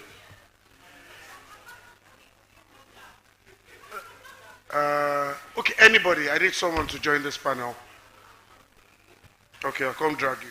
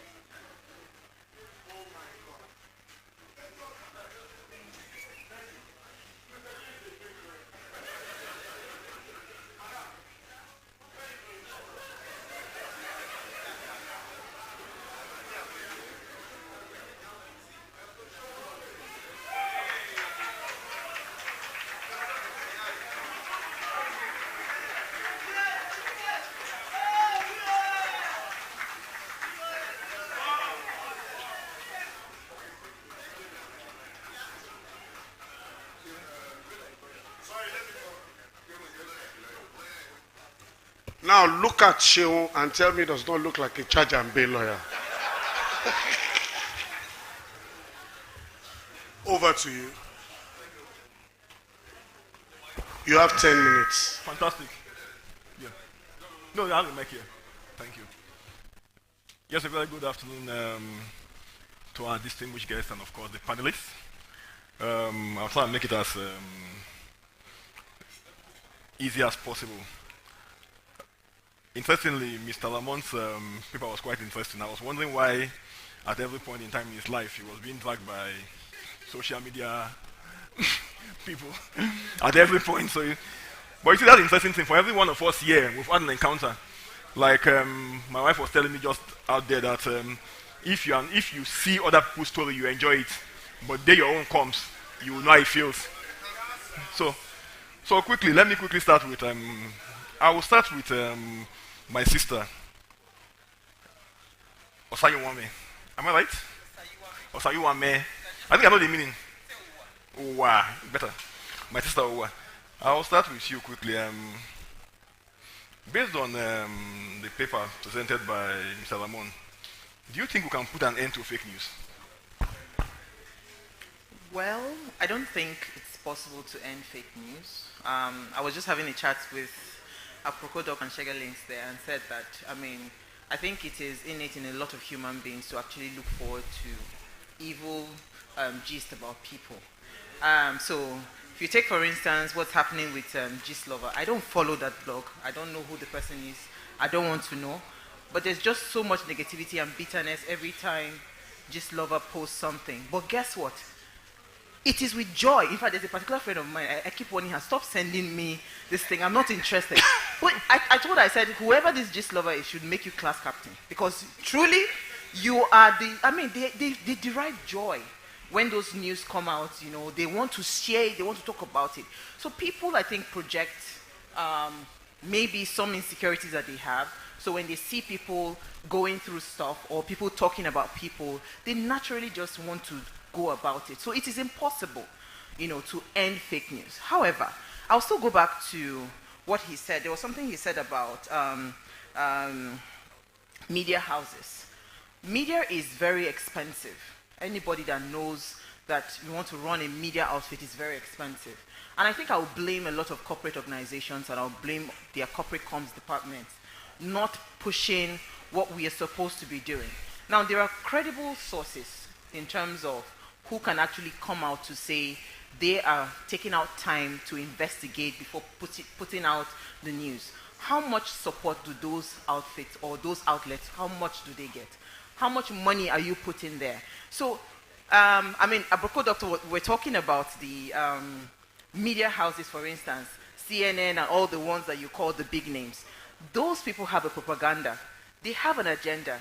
And they will continue to project the news that whoever it is that is paying them tells them to project. And that's why fake news too cannot go away, because people always feel like there's just something biased about those platforms. So they will always naturally tend to the people that gives them what they want to hear. Fake news feeds on what a lot of us want to hear, as people, right? So for me, I think it's going to be impossible to end it, but it is very possible to curb it. And you have to spend a lot of money. You have to invest in the people that needs to be invested in for you to be able to at least give a balance when it comes to fake news. Okay. Yeah. Now, I like that angle you brought in, COB. I'm this school of thought that there's a big misnomer between regulating social media and regulating fake news. There are two different things. Because like Salomon said and the first speaker said, social media has changed the entire world. And of course, we're all aware that fake news didn't start today. Even as far back as the 13th century, there was fake news. It didn't start with social media. So I will take my next question to Mr. Esson, which is very simple. How do you, when you see a news, as an ardent social media engager, and of course you work in the corporate world, when you see a news, how do you decipher if it's fake news or real news? It's quite difficult, but how do you? For me, I don't think it's difficult. I think it's very easy. It's on, okay. I don't think it's difficult. It's distinguish between what a fake news is and the truth. Fake news basically is a fabricated story, a story that is, it is thought of. It is not real. And I think importantly, we need to quickly differentiate between what a fake news is and what a distorted news is. A distorted news, it's a news that, it's half truth, but you just wanted to please yourself and you just distorted the information for some personal gains. So I've been doing this job for almost 16 years. Almost 16 years. And before coming to the corporate world, I was into journalism. And so I have the experience of the two worlds. So I know when a news is fake. I know when a news is distorted. But the question is, I think we should actually domesticate it. In Nigeria, why do we have this deluge of fake news? The foundation of fake news. We need to really know. Forget about what is happening in Donald Trump era. Why do we have it in Nigeria? For us, in the corporate world, so many a time I put a call and call my friend Ramon Matidano. Look at what they are writing again. There are times I call and I say, Raman, have you seen what they've written against you? He said, yes, don't forget, just forget, I can't die. Because we have people, I think there are three key reasons. Let me be very brief. One is those people who are seeking attention. There are attention seekers. The type of job we do, you won't really understand it until you are in our shoes. When I was in the journalism sector, I really didn't understand. I don't have empathy for the corporate affairs guys. I write ruthlessly. I have some of my editors there. They will tell you Esan is a crazy guy. Because, I will make sure that I take bulldozer, we enter wherever you are. I want to be noticed. I'm the type of guy that you can't just look at me and say, who is Esan? No, I don't take it. So I will write a story. When I have your annual report, you are dead. I know there's something I must write that will make you call me. I enjoy it. But when I cross to the other world as a corporate person, I realized there are two different worlds. I now understood what limitations are. I now have empathy for the people here. I now realize that at times 2 a.m. I'll be sleeping, especially when my boss is not around. And Alaji will call me and say, Esan, are you sleeping? Why will I not sleep at 2 a.m.? And I say, no, Alaji, I'm not sleeping. Have you seen the news on Reuters? I say, yes, Alaji, I'm actually reading it now. Okay, but just get back to me now and tell me what to do. At 2 a.m., am I not supposed to be with my wife and be sleeping? No, I'm serious. Now, I now understood, I now empathize with them. That this guy is a crazy world. The world we live. Now, people want to seek attention. And basically, they feel what they can do is write a negative or a fake or to fabricate story in order to get Ramon's attention. That Ramon is a stupid guy in UB. He has not given me advice for 3 months. I need to draw his attention to myself. Okay, so I know if I allow you to talk as a journalist, No, wait. Let me give you... There are two other points. You have two other, go on quickly. Now, blackmail. Some people will want to write fake news, not because there is an outer of truth in what they are writing, but because they want something from you. And there are other categories. The third category are people who have innate interest for you. They just look at you and say, is it not this Esan? We were in daily independence together now. Is it not Esan? He was driving one miserable Mazda. But look at him now. Just hatred, just because they... So there are those three categories we need to address it. In Nigeria, if you have to domesticate the origin and the reason and the motive, those are the three key motives. Okay, thank you. So I think quite incisive from you, Esan. I will have come to you, Mr. Lamon. I will take you last. Let me go to Sheung. Interestingly, based on the last comment by Mr. Esan, I mean, he was saying Alaji. If you don't know, Alaji means Dangote. So this is a billionaire thing. It's a billionaire man here. Which fake news? Don't mind now. Look at him. Just wants to know. So Sheung, I'm coming back to you. I'll put you on the hot spot. You are one of the very first who the Cybercrime Act, which based on what Mr. Ramon said, that government must regulate the social media space. You are one of the first victims. I mean, let me use victims, yes, because of course you've tried to pledge your own innocence based on the Cybercrime Act. But one of the easiest way people use now, even when stories are often real, to get the other party is to use the Cybercrime Act based on what the law says. Based on your experience with the Cybercrime Act and looking at fake news, do you think the law, the act, really covers fake news? Or you could also use that same law to attack, in quote, your supposed enemy. But like what Mr. Lamont said in his paper, he said there are times that some news are real, but the other party will put it out there as fake, just to confuse the public. It's a two-way thing. Why I say it's a two-way thing is this. Reading the cyber crime law, I think it's one of the law that people did not take notice of when they were putting the law together. A lot of people did not know about it, and ignorance is not an excuse in law.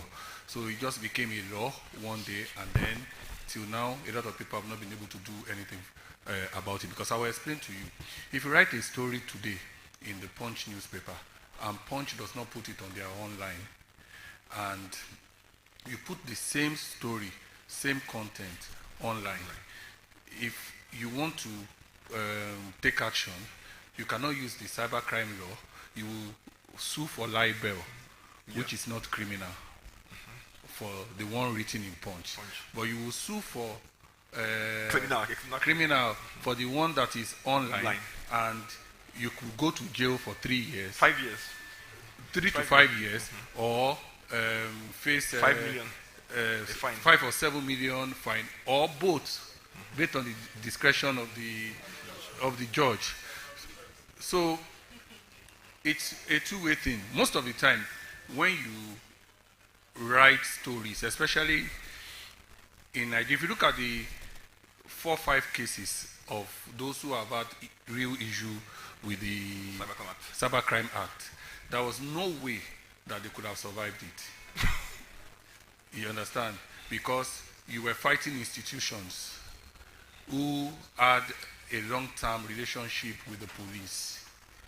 There is no bank in Nigeria today that does not have a relationship with the police. When the petition was written against what we wrote, it was as if the police was looking for a Boko Haram suspect.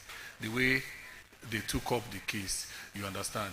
And even when we gave our side of the story, you understand, they already had a proof of what they want to do. But moving ahead, the cybercrime law too, it's a good act.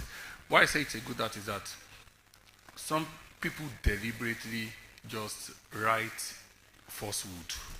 I'll give you an example. About 1 week ago, one of the person is here. Somebody wrote a story about a former minister who just lost the presidential ambition. And the story was complete falsehood. So when he wrote the story, I saw the link, I forwarded it to the man. The man said, this is completely opposite of what I said that day. The man looked for the number on took time to read it and looked for the number on the link and called the person. And the person said, I just wanted to use it to get more followers, more traction. And the guy just it was not even a phone call. The guy sent him a message that my name is so. I just saw this, but this is completely different. And he said that. So it also acts as a balance, but because you could imagine if sometimes a lot of people, the kind of businesses they do, when you write stories about them, you don't know how much it affects people, because a lot of people do cross-check before they do business. Somebody who had not met you before, if you have an appointment to do with him, and they Google you and they see this, the person becomes careful, internationally and the rest of it. So it's a good law, but I think that it's just asking someone to go to jail for 3 to 5 years. I think that's a bit Okay, let hard. me take it quickly to Mr. Lamont, who has had 2 experiences. At least he mentioned many. Oh, okay. Let me take it quickly to you. Based on what Mr. Loketi just said as regards the Cybercrime Act, when the young man, I'm using real life experiences, the young man you have to meet at Alliance Francais ran away, he couldn't show up. Was it because he felt, possibly, I'm being sincere, were you planning to engage him to explain to him your own part of the story? Or, like some of us said there, maybe the man thought you were going to ambush him and arrest him and he ran away? Thank you, my brother. And thank you, my brother. And this is very important. This will be my first time of commenting on this issue. And I told myself I will never comment on it, because what really happened was a story was written that UBA sacked 5,000 workers. I don't know how many workers UBA has, that they will sack 5,000. And he wrote so many falsehood. Now, so the organization, they felt they should leave him and will do a corrigendum or in another publication or something. But because the source of that report is extremely credible, I thought that it would be good if we invite this guy, tell him what had happened, and let him be our friend. So when he really understands what had happened, he can go back and write a story to correct himself. That was, in the war room, in UBA we call it a war room. When we have a crisis, they will set up a war room.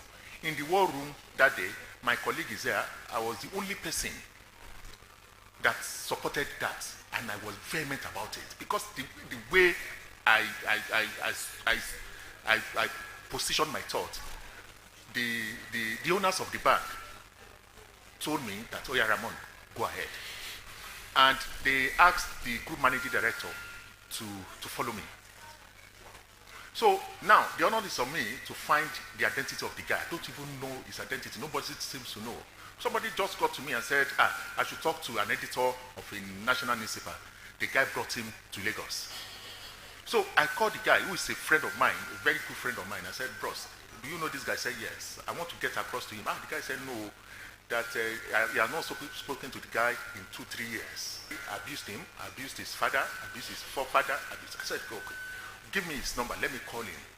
And I did call him that evening. And I told him what I'm trying to do. He said, please, I want you to meet my co-managing director. Let us explain what had happened to you. And if you feel it is okay, you can do a write-up to correct what you've said. But we'll provide the facts to you. And the guy agreed. So I left for Alliance Francaise. My group managing director met me. And I was calling the guy. He didn't pick. So somebody now called me from office. I said, Ramon, check your Twitter and see what that guy has written. And there the guy said that he had just been informed now that Ramon has concluded all plans to get him arrested. You understand? To get him arrested. I said, arrested for what now? Did you kill anybody? Okay. So the fact of the case is, nobody, mine, Ramon, I will never be involved in. I asked that. I'll quickly stop you. Why I asked that question? It's not because of your experience. It's to tell the other party. In issues, people assume that at every point in time in issues, and we have so many social media influencers here who have handles and all that, that there are also points of engagement. That's why I asked you. People should also understand that when you are engaged to dialogue about an issue, create that opportunity before you begin to. That was why I asked that question, just to clear that point. Yeah, I will take our last round of questions and then we'll end this session. Can we end now? Can we end now? Yes, okay. So on behalf of the organizers, we'll end this session. Thank you, so that we have our folder. Thank you very much.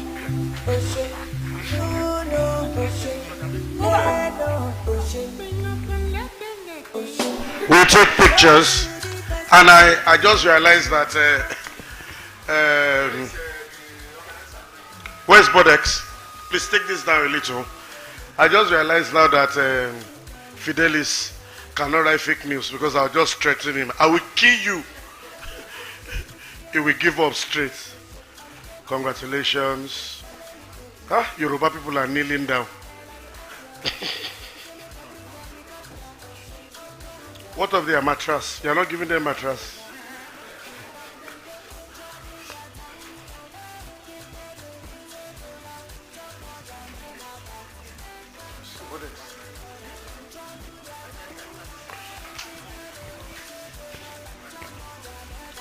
Was oh, ladies and gentlemen, I've said I won't recognize anybody, but action is in the building. International superstar Wally Thompson. A round of applause for him, please. Mr. Lalale Friday.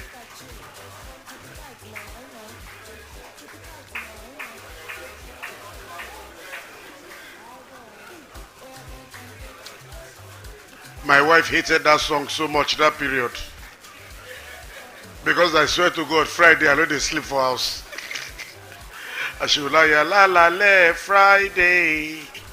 Take me over Sule, Sule. Okwale, finish it too.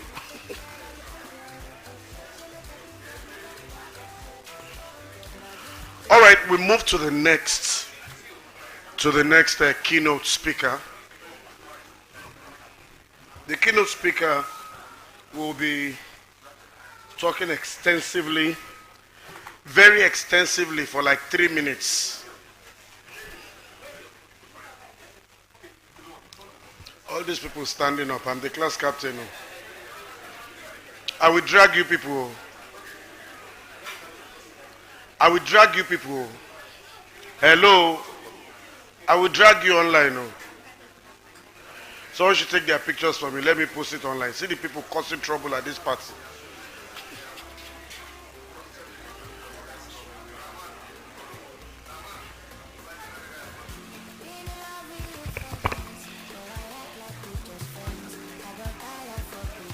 Where's Efe? Someone should help me get Efe, please. Do you know the number of things that what is the worst fake news you've ever heard in your life? Anybody? Have you heard that your wife beat you? Now, so you weak. The one I heard that scared me. That one fear me. Your wife beat you. With my big belly, I will be ashamed. You know, the one I heard that really shocks me. Okay, I went for an event the day before, came back, I was very tired, so I switched off my phones, slept a while, woke up, put on my phone, and the first call I got, hello, Benga, are you dead? And I say, dead, how? Go online, they say you are, I think it was even Sean that called me. They say you are dead. I said, I didn't die, you. Then the biggest fake news online is that I'm a millionaire. I don't have that kind of money. I'm still begging God. Help me.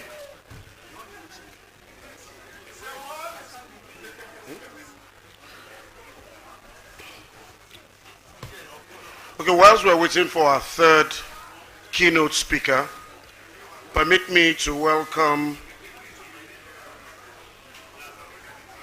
Nigerian songwriter,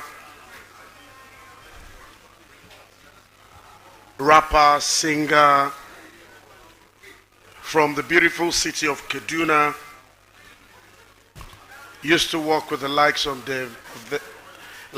them, Jesse Jags. Niger Otes Gist. Hello, Niger Otes Gist. You are causing a distraction at the back there, and it's not fake news. Ladies and gentlemen, please welcome award-winning Nigerian superstar Rahul John Njeng, popularly known as Skills.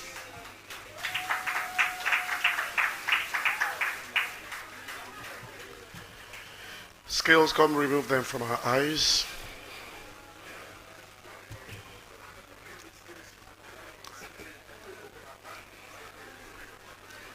Ganzi.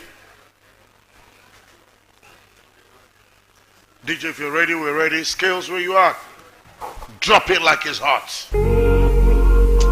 It's the Skills animation, did this in television. So case, bring the beat back. Man said, yeah. So case.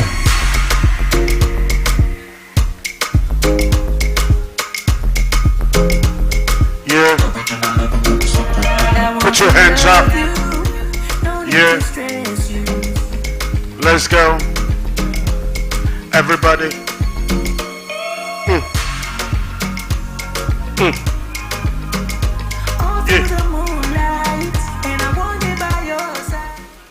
Is Mr. Scales in the building?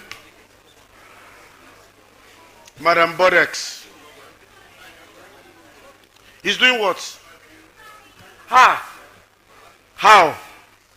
Living room, bedroom.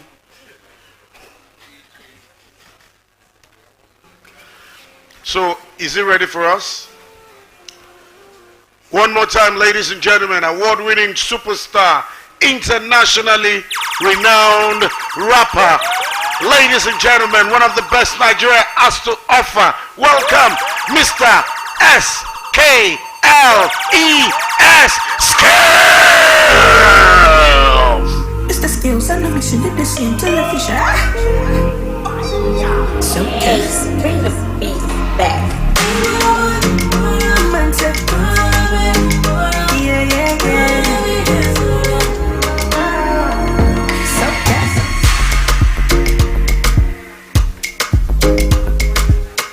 DJ, bring it out.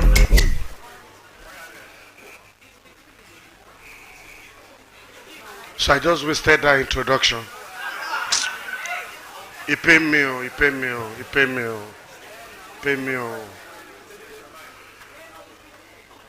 Okay, so we'll do another introduction.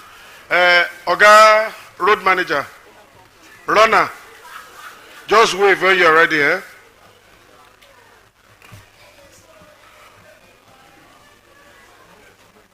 So we did something when we first came, we're doing it again. If you are voting for Atiku in the next election, make some noise. Atiku Madaron. If you are voting for Ashiwaju in the next election, make some noise. Okay, that's all I want to know. If you are voting for Peter Obi in the next election, wait now, and you have PVC, if you make noise you don't have PVC, the Amadioha will visit you. If you have PVC and you are voting for Peter Obi in the next election, make some noise. You see say the noise reduce? You see say reduce? Last. Everybody go chop breakfast. Shall you? I may play that song before Skills comes. The breakfast some people will chop. Hey.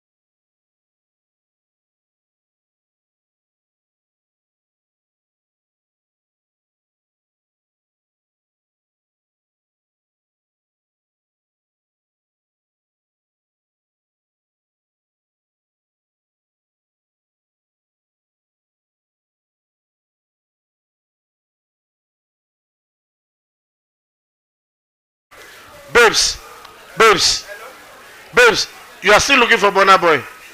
It go easy to serve you breakfast too. You know, ever since you walked in, I just want to tell you this. I'm in love with you. Oh my God. And my mind just said I should tell you we should start a relationship straight away. Mugbe handicap.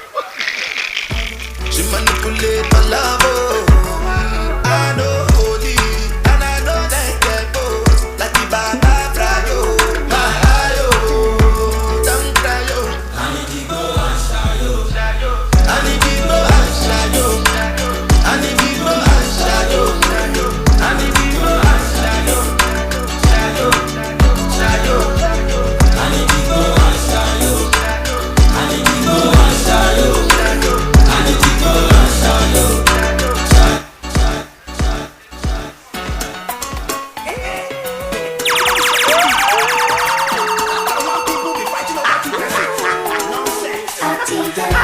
Yeah. BB. My family. That's how we be. Yeah. My dear people.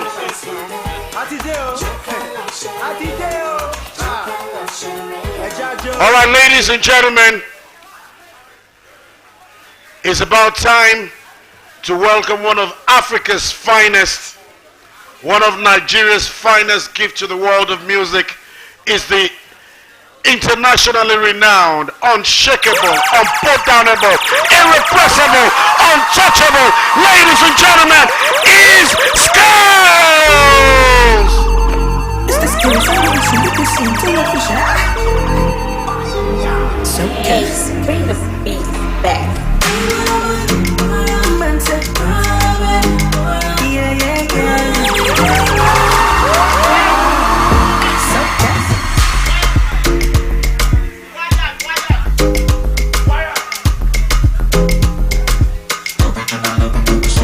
I want to love you, no need to stress you.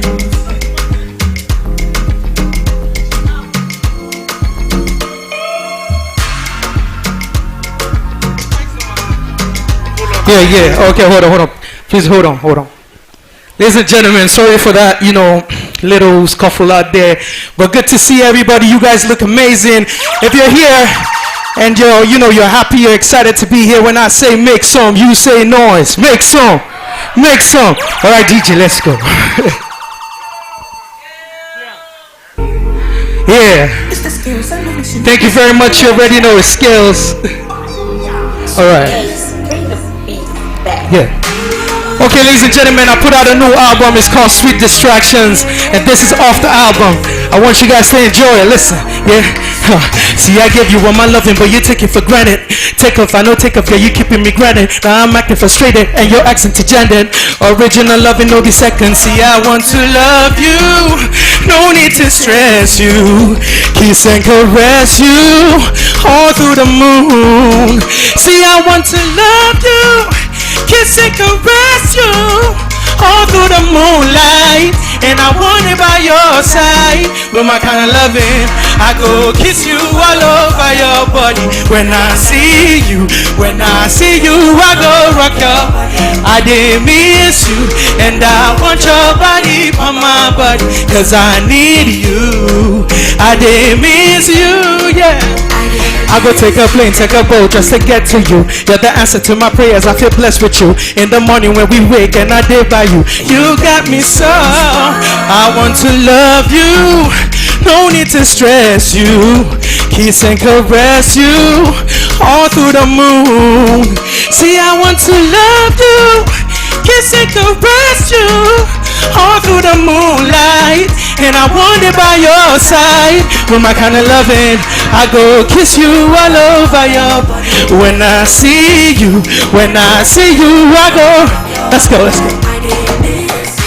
Alright, ladies and gentlemen, the party's just getting started. On fait chalou, ayakata. Let's go. One time. Mr. Aproko, Dr. Aproko. Big up, bro, I'm a fan. I say, everybody run. One time. Let's go. Let me hear you now. Everybody run. Everybody scatter. Pass it, don't catch it fire. Girls, it don't start to maya. Bang.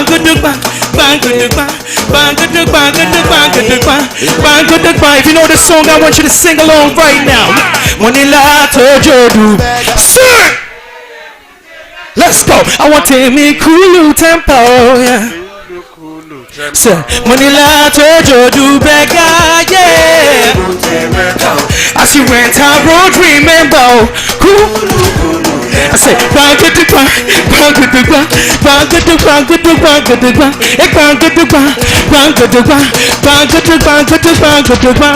yeah, I know a person like Bodex.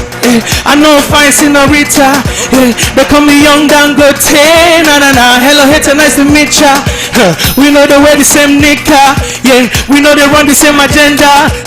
For all the people we've been downgrade, nah nah nah, I became that. I said bang good bang, bang good bang, bang good bang, good bang, good bang, bang good bang, bang good bang, bang good bang. Yeah. Money la tojo du, sir. Temeta, I want to me cool tempo, yeah. Say, money la tojo du bega, yeah.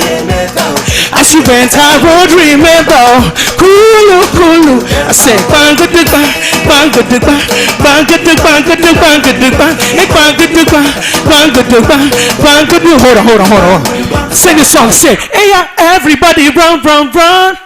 Everybody scatter. Gas it don't catch you fire. Yes, it don't.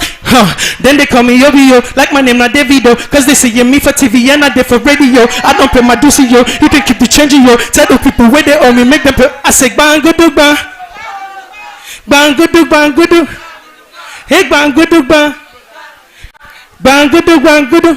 Hey, ladies and gentlemen, yo, like I said, the party's just getting started. Let's go one time. I said, don't Mali, shake body, don't worry, cause I get money, girl, I know so that you know what's up. Move your body to the beat, now stop. You they come in, baby. Everybody say wait. Make some noise, ladies and gentlemen. Let's go. Big shout out to Bodex, thank you for having me. A big shout out to everybody, beautiful people. Ogaefe, I see you. Skills, I see you. Aprogo, I love your page, man. You know what I mean? Let's go. One time. Yeah. Make it ring the alarm. Yeah. One time. Let's go. 1, 2. Oh yeah, shake body. Yeah. All I move body. Oga bringa diga, make you ring the alarm, oh shit, say, shake body, listen, yeah. The girls just they feel me now, cause I get some money then they feel me now. Back then they do me anyhow, I don't get some money they wanna get down. They won't hold me for ransom, cause I'm young and I'm rich and I'm handsome.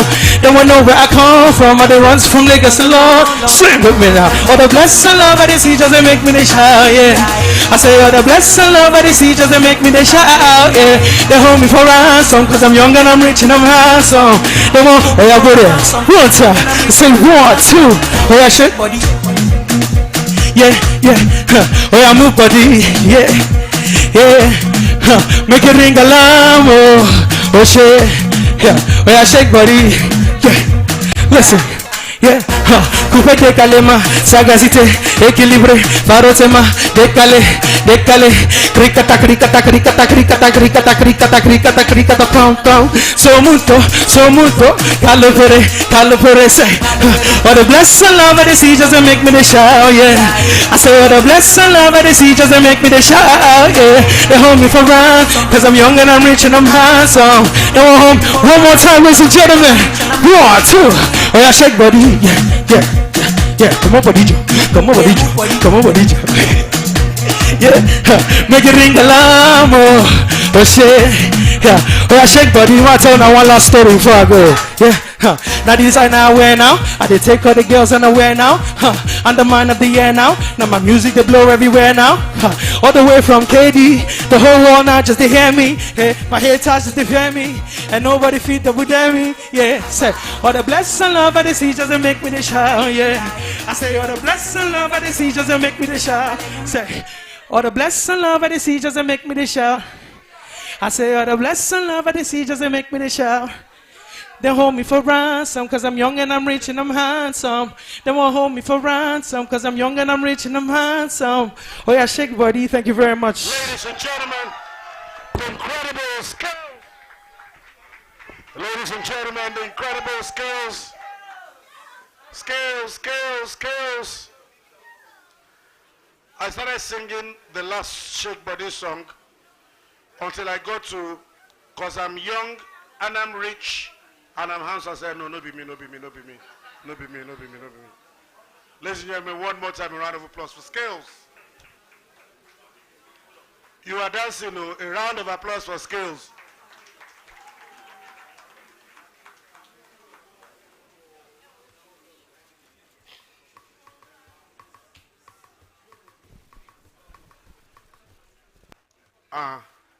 Is that Ikpe? Sorry. I thought it was the young skills. Okay, ladies and gentlemen, we move to our next set of panelists, but before that, we take another keynote.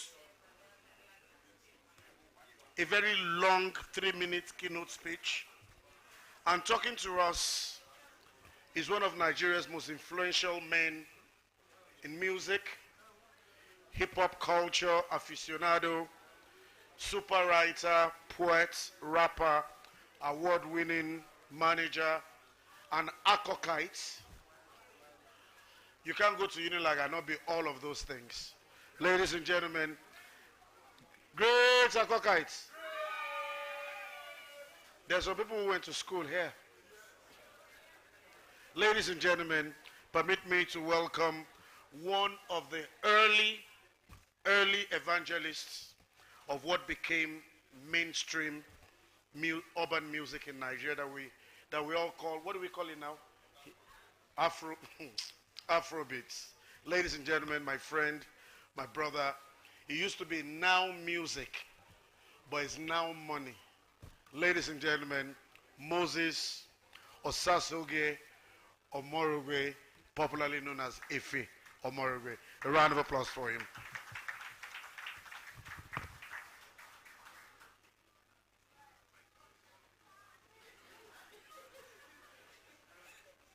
I wanted to say it's too early to be drunk, but I checked the time. It's officially 17:59, so Benga, your sins are forgiven.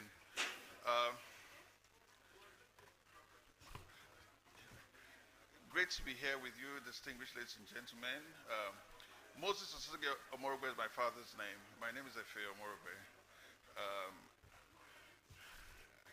I don't know what he was trying to do there, but thanks. I'll go check the dates. Maybe it's his birthday or something and you're in the spirit. It's great to be here. I was told to be here by midday, and later they asked me that I could come at 2 p.m. And I was upset that I was too early, but I'm thankful I came here in good time and I've sat through all of the sessions, because this is the kind of conversation that you actually pay to get involved in, because there's so much to learn here. You know, deep, salient perspectives. Ladies and gentlemen, a big round of applause for Bodex and everybody who has worked hard to put this together. Thank you.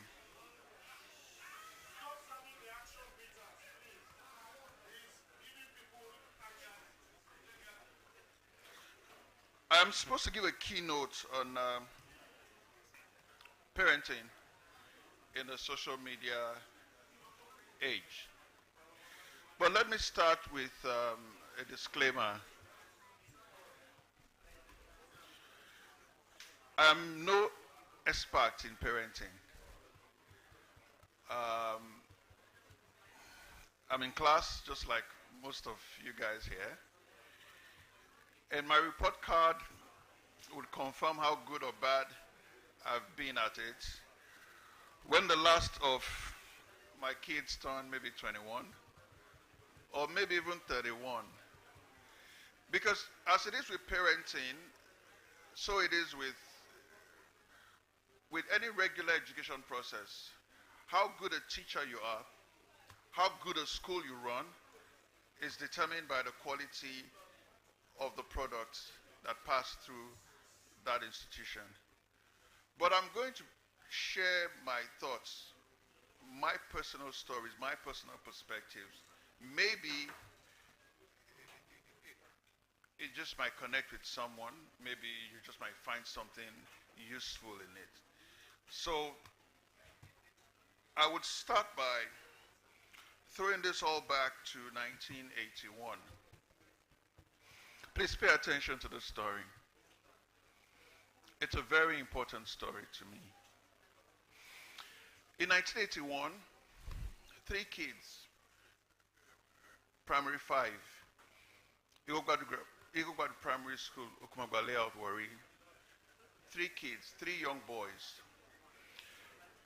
They got into an argument with a classmate, a female classmate. The argument was sparked because that female classmate, against all expectations, ended up taking first position in the terminal exams. And they felt that something was wrong, that she didn't deserve to emerge as the first, as the first student in the exam. So there was an argument, and some very improper words were said, and it led into some kind of physical altercation. So this female student went to the teacher and made a report. And these 3 boys were flogged, 6 strokes of the cane each for bad behavior. And what was the response? We will show you today. So the last day of the entire session, the very last day of the entire session, they hatched a plan to waylay this girl and teach her a lesson.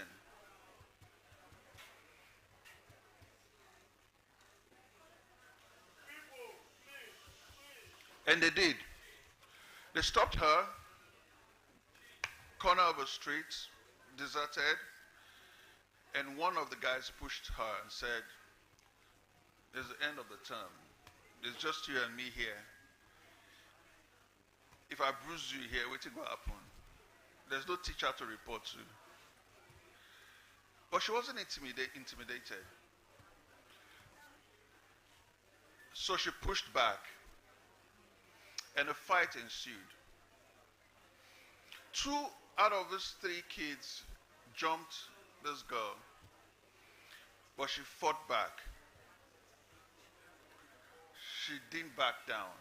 And what was supposed to be just a move to intimidate and threaten her became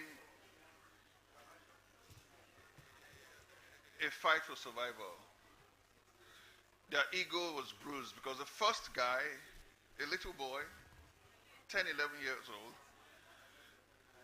Samson was his name. She had him on the ground.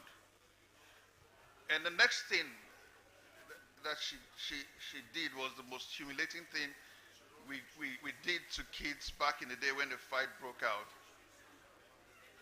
And I can say this in English. Do I have to say it in Pidgin? Because English not get the...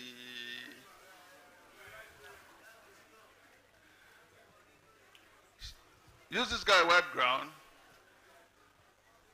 pour some sand for your face. So one of the other guys got really mad and grabbed a bottle, mineral bottle lying on the floor, broke the bottle and stabbed her on the shoulder. 10, 11-year-olds, primary 5 school kids in Warri.